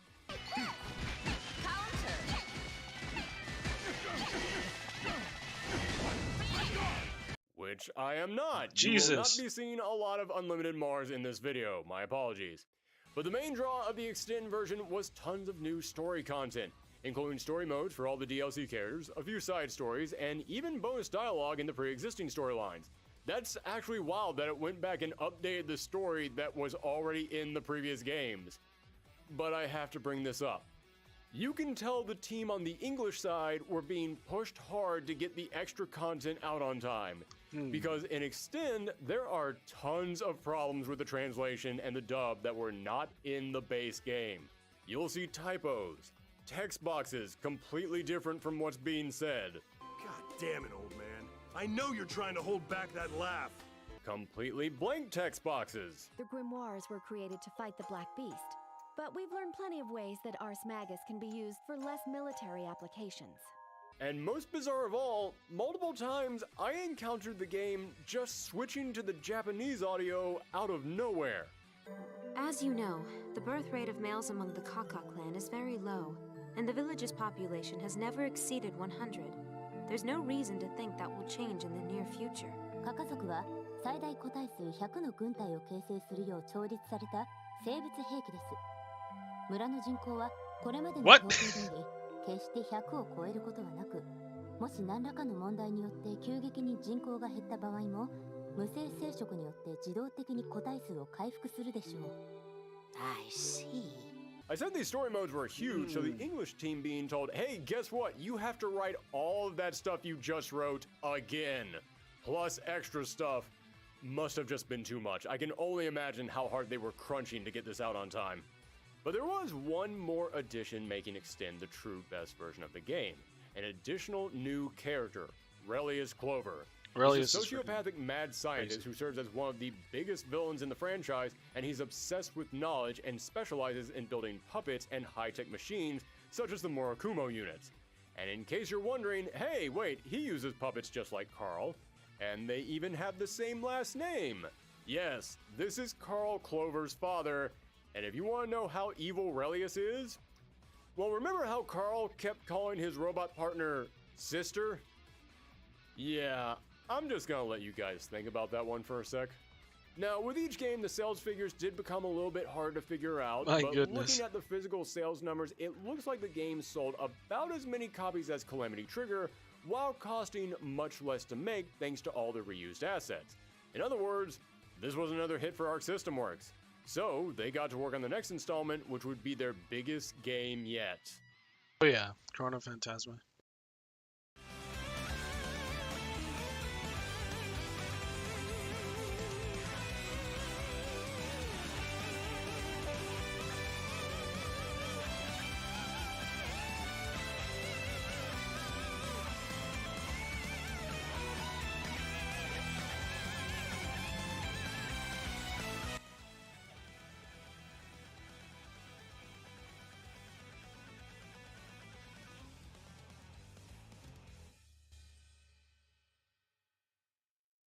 Yep. BlazBlue Chronophantsama would release in arcades in November 2012, and it would continue Arx's quest to make the weirdest title in fighting games history. Just like Continuum Shift, Chronophantsama saw several balance changes, new moves, and additions to the gameplay. For starters, you can now spin a quarter of your heat gauge to do a guard break, and I love this addition. Nothing feels quite as good as hitting your opponent who won't stop blocking with a guard break and then comboing that right into a super. But easily the biggest addition was Overdrive. This is a rechargeable ability that is triggered by hitting all 4 buttons. This will send you into Overdrive mode, where your character would receive multiple buffs. But not basic stuff that you would expect, like increased speed and strength. No, it's specific in to the Overdrive character. mode, every single character gets some kind of a unique buff that leans into their playstyle. Yep. For example, remember how I said Taker has the ability to magnetize the opponent? Well, normally after you magnetize them, you have to hit the drive button to pull them into you. But in Overdrive, they're just getting vacuumed right into you at all times. Makoto can hit her drive to do 3 different punches depending on how long you hold the button down. But in Overdrive, that punch is at max strength at all times. Relius normally burns up a special meter whenever he's using his puppet, but in Overdrive, that meter gradually recovers. I love the Overdrive system because not only does it reward you for knowing your character inside and out, but I said that the drive system helps make every single character feel like they come from a completely different game, and the Overdrive system leans even further into that. And in addition to this, the Overdrive also grants you another more basic yet still very satisfying buff. While in Overdrive, all your supers are enhanced into more powerful versions. So even if you're picking up a brand new character and you haven't learned them yet, use that Overdrive and enjoy your new and improved Overdrive finish. Or don't use the Overdrive and hold on to it and save it to get the enemy off you, because your Overdrive is also now how you do your burst.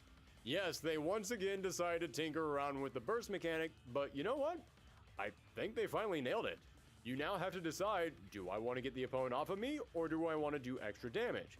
Fighting games are all about choices, and Overdrive is great for that. There were also other tweaks to make the combat quicker, but perhaps my favorite update for this game, your heat gauge increases way faster. Real talk, when recording this video, it was hard for me to get some of those astral finishers in the previous games, because my meter just would not build fast enough. I actually got time over in some matches trying to get 100% meter because it just rose that slowly. But now, yeah, there's no problem. Your meter rises nice and quick. Heck, I even got enough meter in some matches to do a super, and then I still had enough by the end of the match to do the insta-kill. And thanks to the quicker and smoother combat, it makes comboing into your finishers way easier. So yeah, I don't know if you can tell from the tone of my voice, but I like this game. I love the combat. I said that each installment of BlazBlue improved the gameplay, and sure, I like Calamity Trigger, I enjoyed Continuum Shift, but once we hit Chronophantsama, I was head over heels for this game. It was actually hard for me to put this game down and then move on to the next one because I just wanted to keep playing this. But the combat wasn't the only thing to see a huge leap from the last game. As I said, Continuum Shift launched with only 2 new characters, 3 if you count Lambda, but Chronophantsama featured several new additions. First up is Azrael, one of the big villains of the series. He's an insanely strong criminal who's obsessed only with fighting, and when it comes to the lore, he might be the most OP character in the entire series. Like, he's so strong he can rip through reality just by flexing his muscles. Then there's Izayoi. Remember how I said that Tsubaki was using an ancient grimoire that was kind of eating her brain? Yeah, this is her after becoming completely possessed by that grimoire and turned into sort of a wholly futuristic executioner. Then there's Amani Nishiki. a dancer who leads a traveling theater troupe and fights with scarves and wraps that turn to drills. They're a very mysterious character, constantly appearing in places that they shouldn't be with knowledge that they shouldn't have. We'll talk about them more when we cover the story. And speaking of the story, our last character is Bullet. A character who the BlazBlue fandom constantly dunks on for being the least important character to the plot. Yeah, Bullet's importance to the story is the source of constant jokes from the fan base, but I gotta take umbrage with that. Bullet was a member of a group of mercenaries, and her entire squad was wiped out, but she hears that her captain may still be alive at Sector 7, and she's out to find him. How mysterious. I wonder who it could possibly be. So yeah, she doesn't actually play into the overall plot. I mean, heck, there is a moment in the story where she is hanging out with another character who is very important to the story, and then the next time we see that character, Bullet is nowhere to be seen, and she never comes up again. So yes, I understand all the jokes.